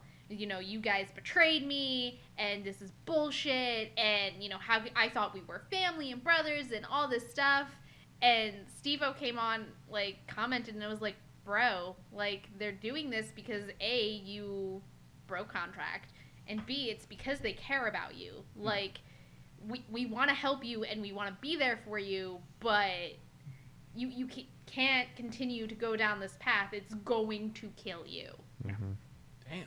Just like continuing to film Jackass will probably kill him. And then speaking of contractual obligations that have been broken, just moving right along, Scarlett Johansson is suing Disney/Marvel. I have to admit, I did not see that coming. Both her and Emma Stone basically saying, yeah, Disney, we didn't like the fact that you wanted to screw us over with extra money. I didn't know Emma Stone was on it too. She hasn't officially come out yet, but that was the next thing, was that she was talking about it as well, because they were not happy with the... Are you guys familiar with what's going on? Yeah, but even Disney was like, Basically, you still it's because they did the streaming release, right? Yeah. Sorry. yeah, but they still make a percentage off the streaming. Disney release. literally said you made $20 million off of streaming. Yeah. So what's wrong? That doesn't make any sense. Well, what I read was that the contract said that the theatrical release only is what her salary was going to be based on, was the theatrical revenue. It wasn't going to include streaming. And, she wanted to negotiate the contract, and they wouldn't come to the table. So that's why she went through with the lawsuit, is because she basically lost out on $50+ million. Which I have to agree, the contract was based around, before COVID. Yeah. So the potential earnings that she could have made on the movie with a full theatrical release, I understand her frustration. Even Kevin Feige came out and said, look, I'm a little upset how Disney treated Scarlett Johansson. I'm on her side. I agreed to this contract, and these are the terms. You're going to release the movie in theaters only, right? And COVID happened. They're like, we're still going to release it, but not right now. So fast forward to 2021, the movie releases. No one was expecting it to be on Disney Plus. I wasn't even expecting it to be on Disney Plus. I enjoyed the movie, but at the same time, whenever I see an MCU movie for the first time, I'm not going to pay to see it at home. It's a movie I want to see in the theater. Oh, yeah, 100%. You see it in the theater. The problem is they're not getting the rewatch dollars that most Marvel movies get. Exactly. Because I can now go home, pay $30, I can watch it as many times as I want. But here's the bad side about doing that, though. You paid the $30. Do you own the movie? Yeah. Actually, I just looked into it, because I always thought it was just you get to watch it once kind of thing like that. No, you own it in perpetuity until it comes for free on Disney Plus. You can watch it as many times as you want. So you can call all your friends over and... For $30. Yeah. Or they have the thing where you can do the watch party where, if we're at our house and you guys want to join in, we basically invite you to our watch party, and then you don't even have to leave your house. I believe you also have to be a Disney Plus subscriber. Yes. Yeah. But I'm saying... But you don't have to pay for it. Exactly. Right. And so she was willing to renegotiate and be like, hey, just help me out with some of the streaming revenue, because... I'm not making that much money already, so help me out, please. Give me more money. Give me those $1 million that I could give to charity. If you can pay Robert Downey Jr. this much money, I can get a little bit more of that as well. Yeah. I think she got paid just fine. For me, actors are overpaid anyway, so. 100%. Well, in general, that's what just my personal opinion. What do you guys think about the whole... But I do agree you should there honor be a contract. Yeah, Well, should contracts going forward, given the environment we're in, should there be some sort of backup clause? Oh, it should definitely reflect that. Definitely. 100% should reflect the situation of the world. Well, no, that's honestly probably what's happening now in the movie contracts being made is all the artists seeing the people who are getting screwed over are literally going, well, if a case like this happens where you guys can't produce it into the mainstream on theater and you're going to throw it onto a streaming, what's the backup clause? What happens then? How much do I make off of that? How do I make money off of that as an actor, Which was weird is that Disney came out and said, hey, look, we're not going to sign up these actors for multi-million-dollar deals. They're going to be done one movie. All right, here's a deal for another movie. Here's a deal for another movie. Which makes sense for them. They're trying to save money in the long run. Well, it's also because they didn't want to get people wrapped up into a role that after a while we're getting tired of it. Because as much as Robert Downey Jr. loved playing Iron Man, he didn't want to do any more independent movies. Chris Evans didn't want to do and then especially like not Chris Hemsworth, because that dude is insane with the fitness. Yeah. But like Chris Evans, Chris Pratt, all these guys and gals gotta like put their bodies through hell to stay in superhero shape. Yeah. Chris Pratt likes being fat too. Mm-hmm. Much more fun. Have you guys heard about how Brie Larson said that her legs went through a workout for Captain Marvel 2? One of the biggest complaints that a lot of fans had, and that I kind of had to display, it might seem wrong, so Carol Danvers in the comics, she's a busty babe. Like she got a fat ass. She got a fat ass. Like fat ass. I was waiting for it. Truly was waiting for the ass part. She just do. All right. You know what? This should have an echo. Ready? That ass. Fat. All right. And so watching the movie, I was like, Brie Larson's an attractive woman, like hell of an attractive woman. It's just that she didn't have that body that I would expect to see of Captain Marvel. You saw it in Iron Man, you saw it in Thor, you saw it in Hulk, but you didn't see that in Carol Danvers. Yeah. And now she's going through all these workouts on her Instagram, showing everyone she's doing, and I understand, like, it is a rigorous workout. The actor, I forgot the name. He's going to be in Eternals. He's an Indian actor. Kumail Nanjiani. Exactly. He came out and said basically Disney paid for everything. They paid for everything when trying to get him in shape. And he showed his progress, and I was just like, holy hell. Dude is jacked now, and it's nuts. If Disney paid me to get jacked, I'd be like, all right, yeah, let's I get go. jacked. Yeah, if that's my job to get jacked, whatever. See, and that's why I don't have an issue with like them like, oh, I gotta get in superhero shape. That's your job. That's your job. They're paying you to do it. They're paying for your personal trainer. Exactly. They're paying for all your food. They're paying for you to not have to do anything else other than work out. Why are you complaining? That is the most first world problem I've ever heard. Yeah. I can't do anything else because they're making me work out and get in the best shape of my life and literally be a sexy goddess on television screen. Oh no, people are going to want to fuck me forever. I don't know how long I can keep my ass fat like this, basically. And on that note, that wraps up What You Watching. Fair enough. Our next segment is Gamers Corner. We're going to talk about some video games, being that it is the month of August, which means football's back! Sports ball! I don't play Madden, but I did happen to see the Madden 22 cover, and I just wanted to bring it up because apparently Tom Brady and Patrick Mahomes are both on the cover. Tom Brady was on How they manage that? I don't know. That's what I'm saying. They're just like high-fiving, maybe? I don't know. No, they're just standing next to each other. Touching butts? Maybe. I don't know. But Brady was on the 2018 cover. Mahomes was on the 2020 cover. And the last time they had two people on the same cover was in 2010 when it was Troy Polamalu and Larry Fitzgerald. And those are the only two times this has happened. Damn. Troy Polamalu's my boy, and you shut your horn I now. was telling you. I said, Troy. So a bunch of names just got said that I don't... Those are all football players. Oh, okay. We don't watch football. We're talking about the sports ball. Patrick Mahomes and Tom Brady would be considered right now the best quarterbacks in the NFL, one of which is pretty much the oldest quarterback in the NFL, and the other one's pretty much the youngest starting quarterback in the NFL. Oh. The goats. The goats. Sorry, did not mean to snort. Okay. I was trying to figure out like what, but the oldest and youngest that like. Also, they played each other in the Super Bowl last year. Okay, That well. also Did not know that one. Moving on to what I really wanted to talk Kansas about. City Chiefs versus the Tampa Bay Hey, Buccaneers. shh, we're done with sports ball. Thank God. Let's talk about the most important thing we came here to talk about today. Hold on, Tribes of Midgard. real quick about the sports ball. Anybody ever see Meat Canyon's take on Tom Brady? I did not Oh, know. it is amazing. No. No. I'm just gonna plug that real quick. Anybody who wants to go see it, prepare. Send Prepare me yourself. send me a link. I'll put it in the show notes. I don't think I want to. Also, if anyone sees Meat Canyon's YouTube channel and, is mentally sane afterwards, you're a grade A in my book. Yeah. So, Stray, we finally got a gameplay trailer. You play as a little cat. Like that one. Oh wow.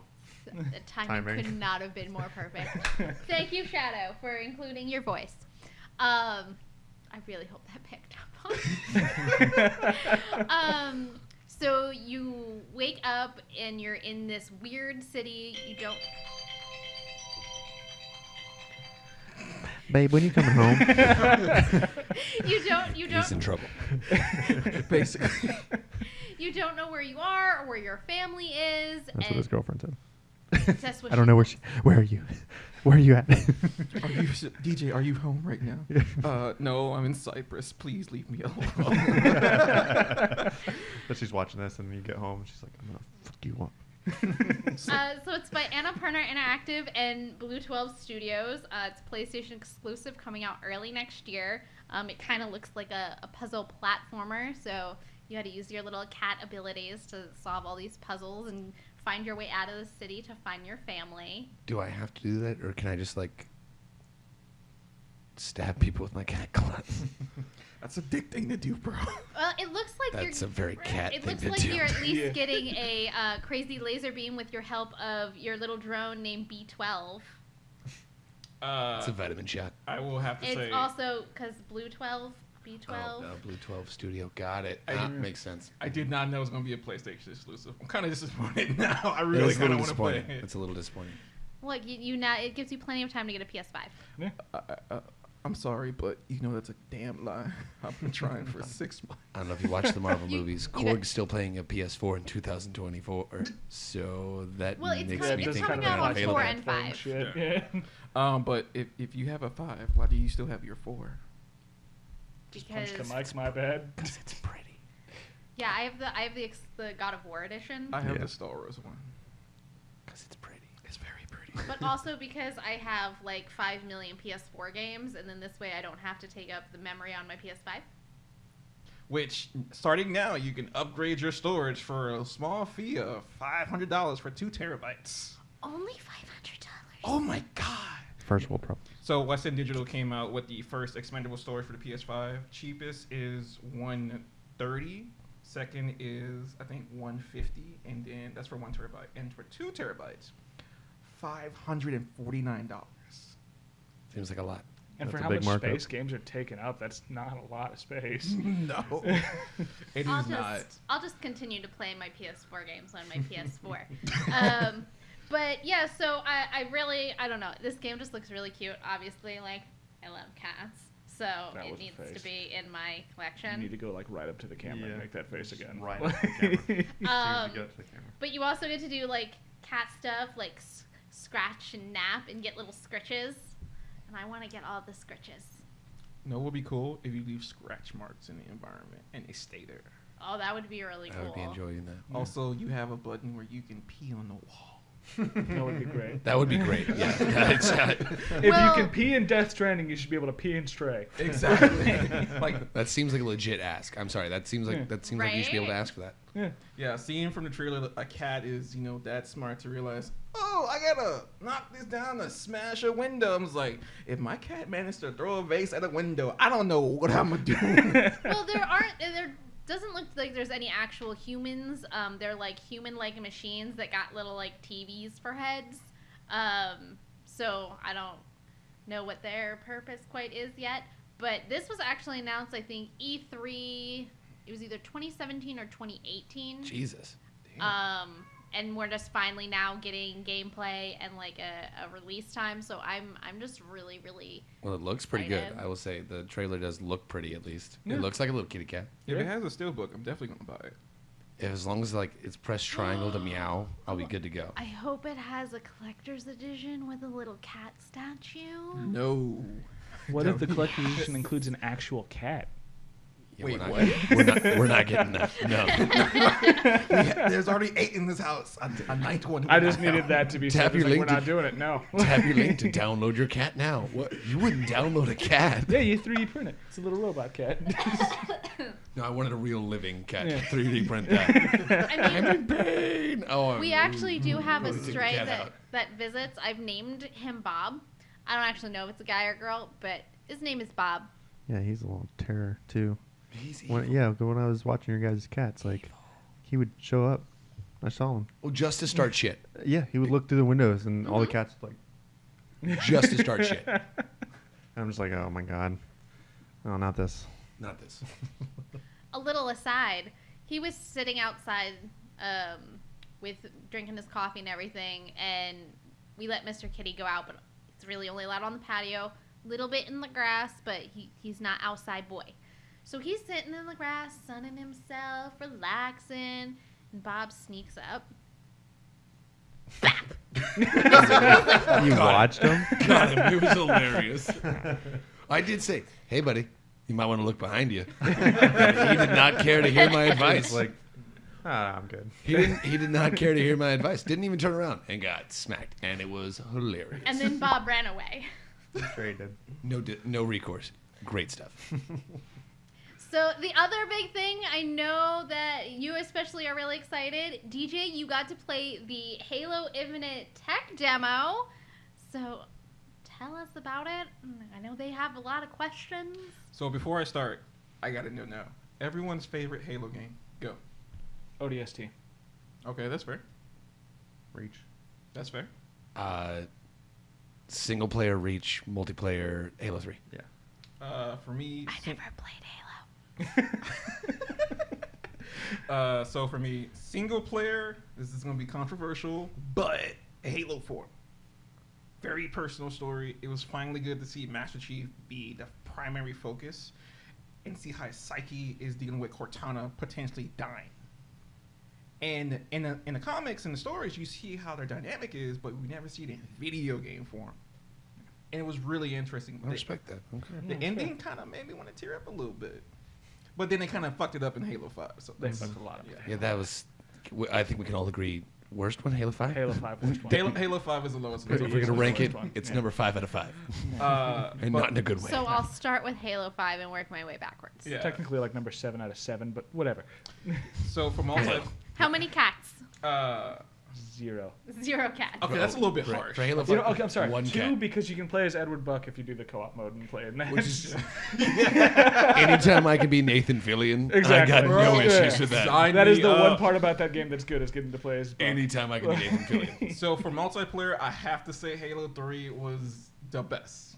Because all the things you can do in the late night with your boys, your girls, grab some beers, play some custom games. You can go play casually or play competitively. It just had everything you wanted.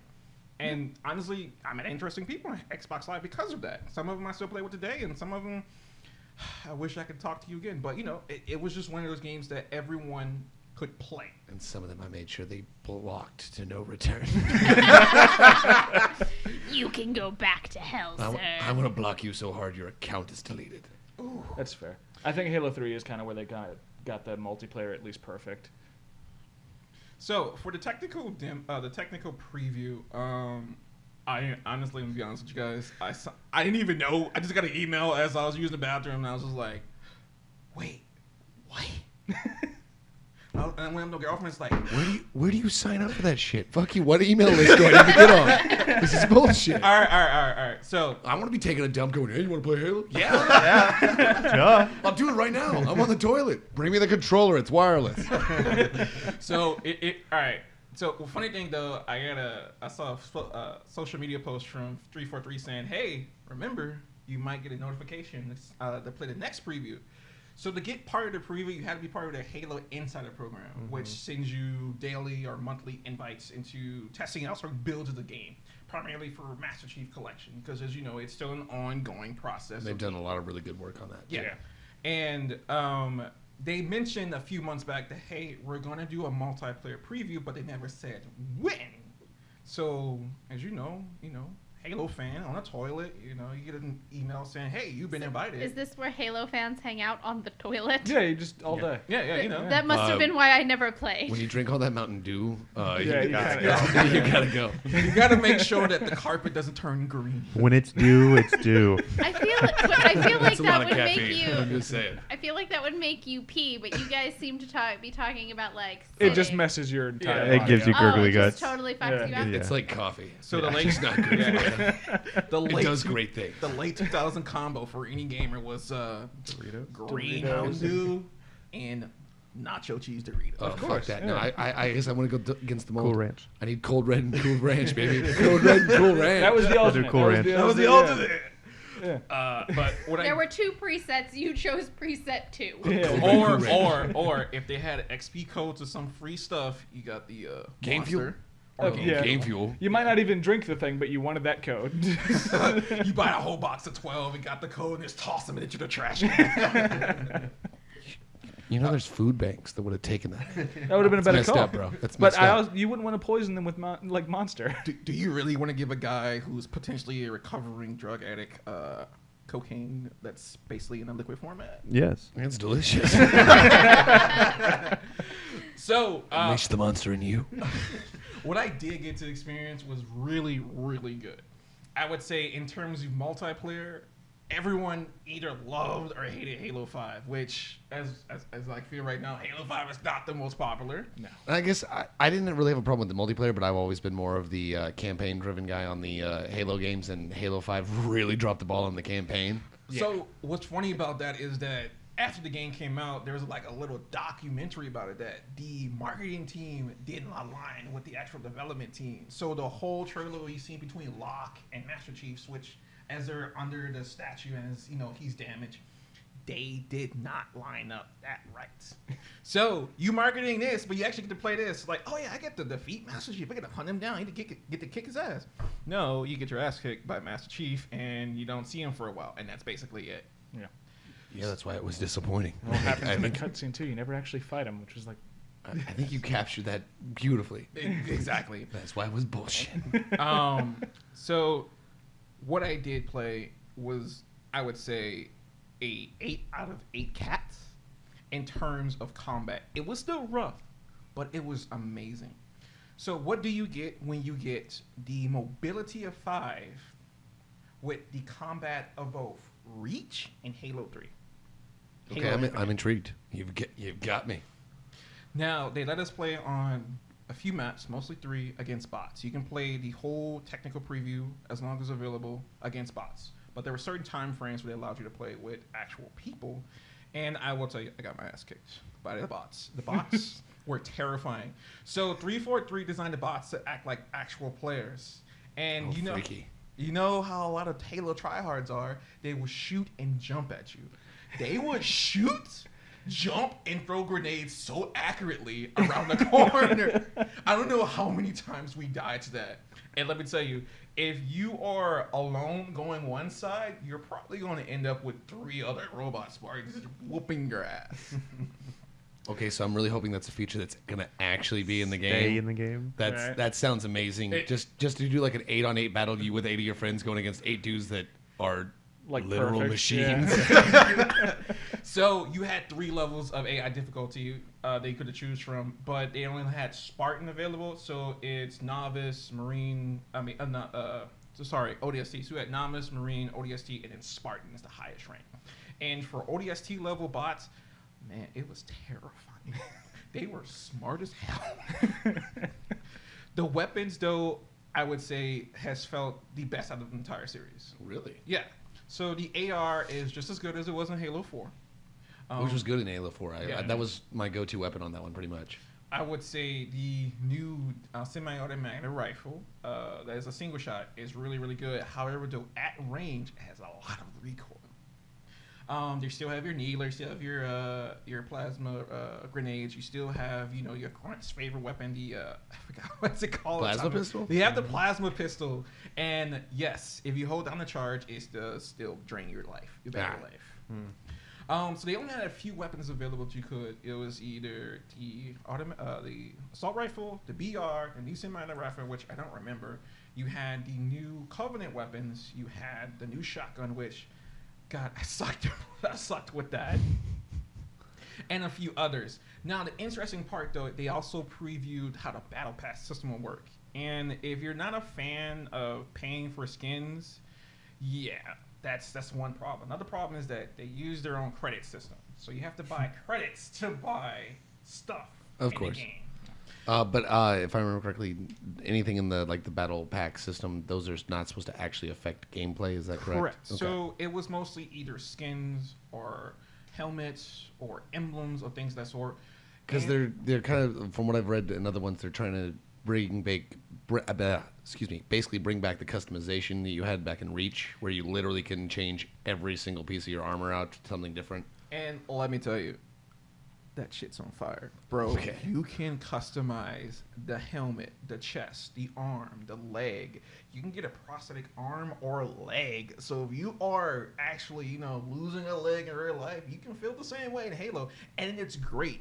They finally understand what was the problem with Halo 5. You couldn't customize your Spartan. It was either helmet or chest. Now, I will say though, there are going to be some problems with the customization system. A lot of these really, really cool helmets and armors are tied behind a rarity system. Okay. So you have standard, uncommon, epic, legendary. Now, if you got through the entirety of the battle pass, you got this legendary helmet, which is really, really cool. My problem with it is that while it's going to be, there if I want to access it, it's going to create a few issues. One, if I want to get this really, really cool armor, I have to shell out money for on a limited edition pack, which they did in Halo 5. And as we all know, limited edition items in video games that's, no real world value, that's never good for anybody. No. But that being said, though, the range of customization options in terms of skin is really, really, really impressive. So there's also legendary, rare, and uncommon skins for your armor. So, color variant. Yeah. Okay. And those right there, they have some pretty damn good skins. Some of them are locked behind challenges. Some of them are locked behind the battle pass. But they're all accessible to you. Now, you also had skins and helmet variations. Yes, you can actually buy armor with real-world money in Halo Infinite. So there was a helmet pack where you got a helmet, a skin, and a weapon skin. And it was I think it was 800 credits. I was like, oh yeah, it looks cool. But it also made me worried. So I know where this is heading. There's going to be those limited edition bundle packs, those limited edition holiday packs. And seeing how Call of Duty is right now, it's going to mess up the ecosystem. Now, I don't know how they're going to do the DLC, which is a really good question, because Halo 5, all the maps are free, all the expansions for weapons, game modes, all free. But overall, I have to say, what I have seen has been not only impressive, but it really shows that they actually care. And where I have actually listened to the complaints that they've gotten. Yes, you don't have no more of that booster system. My favorite part, when your shield gets down and it recharge, it makes the original sound. Oh, really? Oh, they went back to it? Oh, that's awesome. Nice. And the customization options for accessibility is off the chain. You can have the enemy variation, any color. So let's say you shoot an enemy, they're going to be highlighted red, yellow, green, whatever color you want that fits your style. And it's really great because it gives you the ability to distinct who is a friend and who is a foe. While I was playing the game, I noticed that if someone was behind the wall, you can see an icon above the head letting you know, hey, this is a friendly. Which is something that a lot of games don't really do because you can't always tell if this is a friend or foe. Now, one last thing I forgot to mention was the armor system is that there also are different armor cores. So you can have different armor sets with different customizations. Oh, for power-ups, jumping abilities or random things like that? Or No, what? just strictly customization. You also can customize your vehicle, your weapon. So skins for basically everything. And the armor set that we had was the Mark 6, which is, the current Classic. classic makes armor sense, that yeah. Master Chief is running right now. And I was like, all right, this is great. This is kind of cool. They're really, really hammering down cosmetics because that's going to be their revenue stream. Mm-hmm. Same thing with most companies right now. And it was really cool. That means that if I want to go in this armor set, I don't have to go in the menu and just constantly change everything around. It's going to be preset for me. Now let's get to the most important thing, the time to kill. It is a huge problem. So versus the bots can down me within less than 2 seconds. Me going against them, it took me about 5 seconds or more. And one thing I did notice is that there is damage drop off for certain weapons. So if you use the assault rifle at range, the damage is going to drop off. And you now can hold 2 types of grenades at once, either plasma or spike, or let's say frag and spike or frag and plasma. And there's also now a beacon system where you can highlight your teammates across the map and other useful abilities around the map. And there's now also timers for power-ups. But let's say, hey, you get a overshield power-up and you die, that drops. That someone else now can pick that up, even if you're about to actually use it. So the power weapons they had us use was the sniper, the rocket launcher, and the new plasma shotgun that can either shoot vertically or horizontally. Okay, weird. Yeah. So a lot of possibilities with that. They also gave the ability to use the grappling hook. I would say, though, that right there is going to be really cool, but also very difficult to master. You only have a set range of how far you can go with it. But anywhere you can go on the map, it allows you to go. Now, another problem with the maps, though, is that the maps are not only vertical, but they're also kind of like choke points. There's constant choke points. So this area is a choke point, this area is a choke point, or this area is a choke point. You know how every Halo is. Mm-hmm. There's always a center point in the map where everyone goes to kill each other. And I would say the worst one is going to be the new Mubasa map that they previewed. In the middle is where the rocket launcher spawns. You have two ways of coming into the map. Either come from the left or right side. But how you do it, though, is the tricky part. Either come from the back or you come from the front. If someone's really good with a mid-range or long-range weapon on the map, they can dominate or hold a certain area. But remember, only for so long, because the spawn system is really, really different here. So let's say, hey, you died in the center, but your team is on the right side. You can potentially spawn on the left side where the enemy team is, trying to go to the center. So you don't know where in the game while playing the match you're going to spawn, which I think is good and bad. But I would say overall, what I have seen, what I have played, has been not only phenomenal, but it really shows that as a franchise, Halo is going to be here to stay, because it gives me hope that 343 has finally learned the issues that they caused themselves in both Halo 4 and Halo 5. Halo 4 was Call of Duty with Space Marines. Halo 5 was trying to be too competitive for no reason, which, as we know, competitiveness is part of Halo, but it's not the central focus. It never was. And I'll say that's really it. Like, when I get my hands on it, I'm going to cry like a little girl. I'm excited. I would say it's one of those things where you're like, all right, the third time's a charm. They really, really have improved. And so far, most of the feedback I've been seeing online, everyone agrees. Halo's back. It's back, and it feels good. All right. Did you guys have any questions or that he did not answer already? You might have. I'm not sure. Are the armor power-ups back as well consistently, or? So your power-ups is either going to be an overshield that I did use or cloak. Now, what's cool about the cloak is that even if you're moving at normal speed, you're still invisible. However, though, if you move too fast or you shoot, it breaks cloak. Okay. I would say in terms of overall power-ups, they're now part of the map. They're not something you just go in. It's straight customization, and then whatever the map has, which does rotate. So last game you had a sniper rifle. This time there's a rocket as the weapon. Or let's say, hey, it's a brute hammer. Okay. It's always changing, so no one has, like, oh yeah, someone who's ready to sniper. Oh shit, the sniper is not there. Now I have a rocket launcher. And that's really it. I will say this though. With them having choke points, certain weapons are going to be, as usual, overpowered. Sniper and rocket launcher. Now, for the shotguns, though, I wasn't really too impressed by them. They had too much recoil. And every time I try to shoot someone, the damage wasn't there. And that's the problem with most shotguns right now in video games. Like, you guys that play Battlefield, Call of Duty, you use a shotgun, and it's like, I hit him point blank. And that's how I felt, I would say, overall. All right.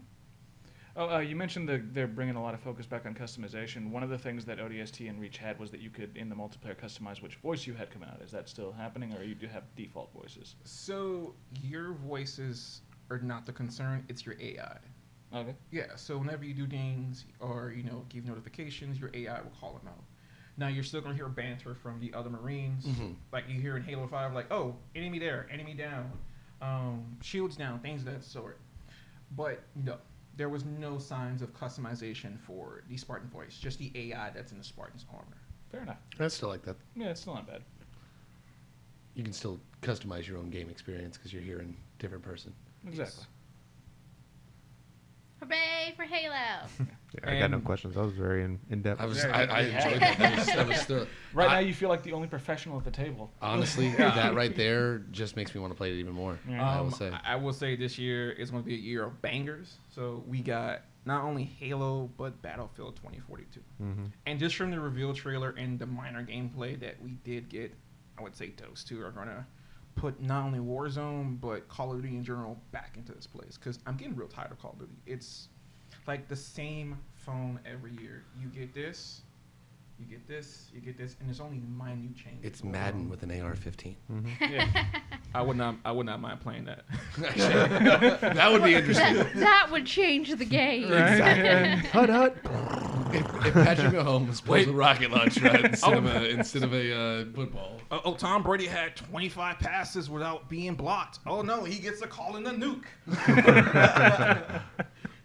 Tom Brady threw for 300 yards and murdered 14 people. Well, Tom, it looks like the audience is in the way. Tom Brady has a minigun. Well, man, remember Tom Brady loves that minigun. Oh, he just killed 60 people. What do you think is going to happen next? Well, we don't know, Tom. It's Tom Brady.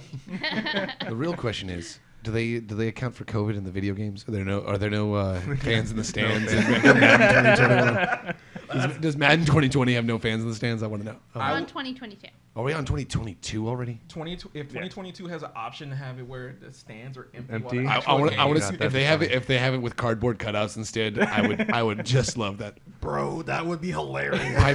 I mean, they're already piping Madden crowd noise.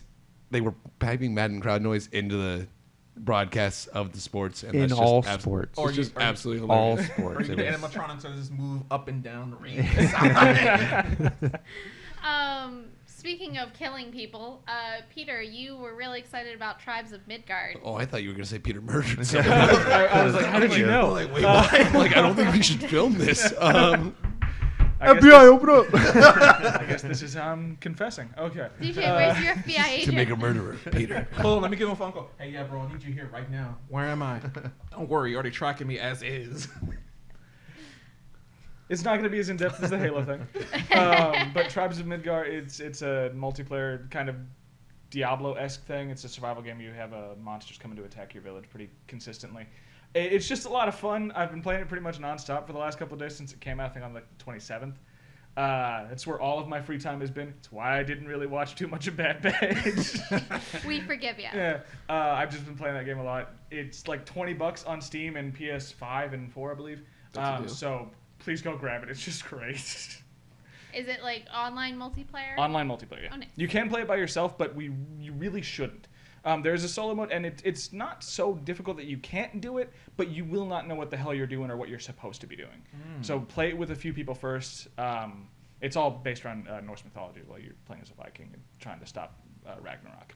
Midgard makes sense, yeah. Yeah. Is there power-ups like based off certain gods, or armor is based around gods? It's kind of. There's not like random like, oh, I got Thor's power up. Now everything I do has lightning in it. But you can get weapons that are based around that. Like you can get Baldur's sword, which is more powerful. Can you get Mjolnir?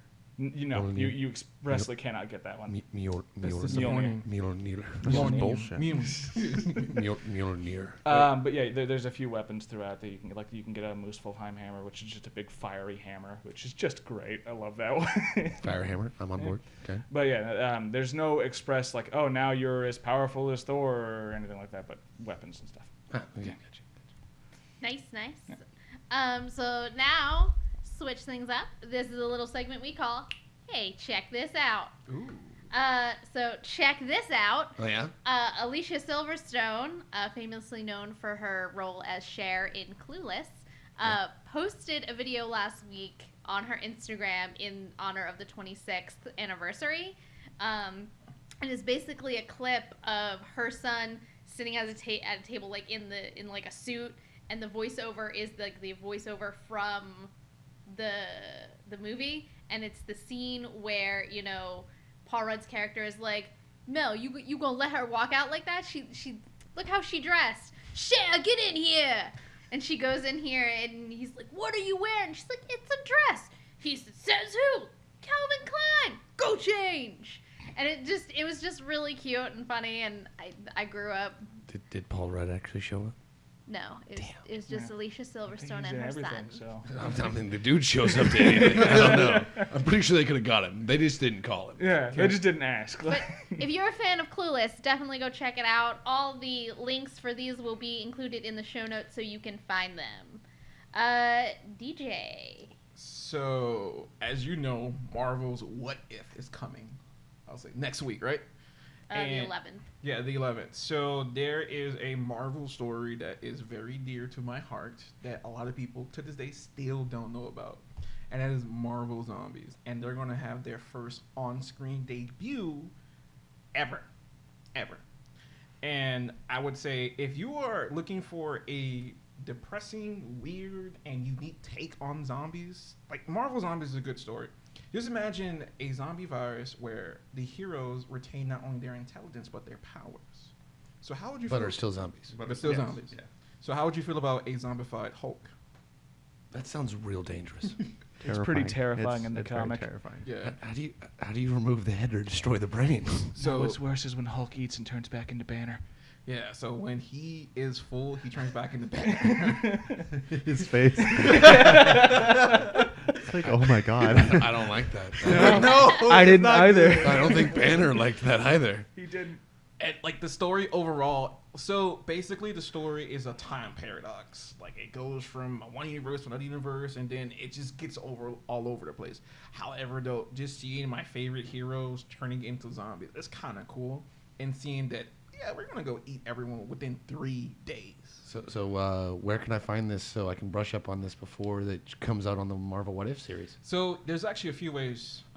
If you are illegally going to read it, there's a few. We websites. shouldn't do that. No. Let's talk about the legal way. Yeah. Yeah. So don't read Illegal it way will illegal. be in the show notes. So there's Marvel Unlimited, $10 a month. You get to read all the comics, current and old. They're going to have basically all of the issues. So if you want to read in chronological order, you can. You also can buy it on Comology, Kindle, or anywhere that sells books, comic books, digitally and physically. I would say start off with Marvel Zombies Dead Days. Kind of shows how things are. However, if you can get your hand on the actual first appearance of Marvel Zombies, which was in Ultimate Fantastic Four, and then the second appearance in Army of Darkness versus Marvel Zombies. Wait, Army of Darkness versus Marvel Yeah, Zombies, it's like Ash from like- the Evil Dead. okay, Like, it's yeah, awesome. yeah. Evil Dead, That's what Army it's- of Darkness. Okay. So what's really funny about that, it was like a joke. Like it was a joke at first. We were like, yeah, we should really do it. And then next thing you know, they actually do it. It was only 5 issues, but since Marvel got bought by Disney, you can't find it nowhere digitally. Well, that's sad. You only can read it. I don't think the Disney wants the Necronomicon in their canon. Like you get to read it. You have to buy it on eBay. Like it's available eBay, paperback or hardback. Really, really, really cheap. And it's a really fun read. Only 5 issues, but you basically see from the perspective how the zombie universe came to be, how the downfall happened, and it's really, really interesting. All right. Peter, what do you got for us? So a while ago, a few years ago, there was this comic series called No One Left to Fight. It was based around Dragon Ball Z. Basically, the premise is that these heroes have saved the world from the biggest threat ever and don't have anything to do anymore. They're all kind of bored and just living on the fame of that. Unfortunately, it kind of got left off on a cliffhanger 5 issues into its original run. It didn't do very well, and it got nixed. But I just recently found out they're bringing it back this October to finish out the story arc. Oh, wow. Okay. Yeah. So it got enough cult status that people People were like, oh, this is awesome, and can- finally got it Can back. you give me a little bit more, please? Well, yeah, Please, because thank you. it really does end. I read in the article he had always intended it to be a 10-issue thing, and it ends halfway through that. So, like, oh, the plot's about to start happening. Right at the Oh, wait, rising no, it's action. not. All Yeah. right, perfect. Right. How many times have we heard this one before? Yeah. I don't want to spoil anything for it because it is actually really good, and it's not going to be just them being lazy all throughout. It's called No One Left to Fight, but there's a lot of fights. So please do look it up. You can find it at most comic book shops, but it's published by Dark Horse, so you can't really find it on comic apps or anything like that. Wait, it's not even on Comology? Well, it might be on that one. Yeah, because Dark, like most, I'll say, if not all Dark Horse comics should be on there. They're the only one that doesn't really have a subscription service of their own. Yeah. You can read some of their books on Comology for $5.99 a month, but But it's worth it. Coming back in October. Can't wait. I loved this series, and it was really sad when it ended the way it did. if you have the rating right now, what's the rating? Rated right now? 7 or 8. Cat's at an 8. That's right. It's damn near perfect. The only reason I would say 7 is because it didn't end. So 7, but hinging on an 8. Depending on what happens in October. Oh, yeah. If they can pull the end of the story off, you'll be in. Exactly. Right. It's like watching a season of a show you really enjoyed and it never got season 2, but it left on like a really bad cliffhanger. Firefly. Oh, excuse me. Firefly. Right, yeah, Firefly. At least with Firefly, though, we did kind of get a closure movie. Yeah, this doesn't give closure at all. No closure. Got it. Tom, what do you got?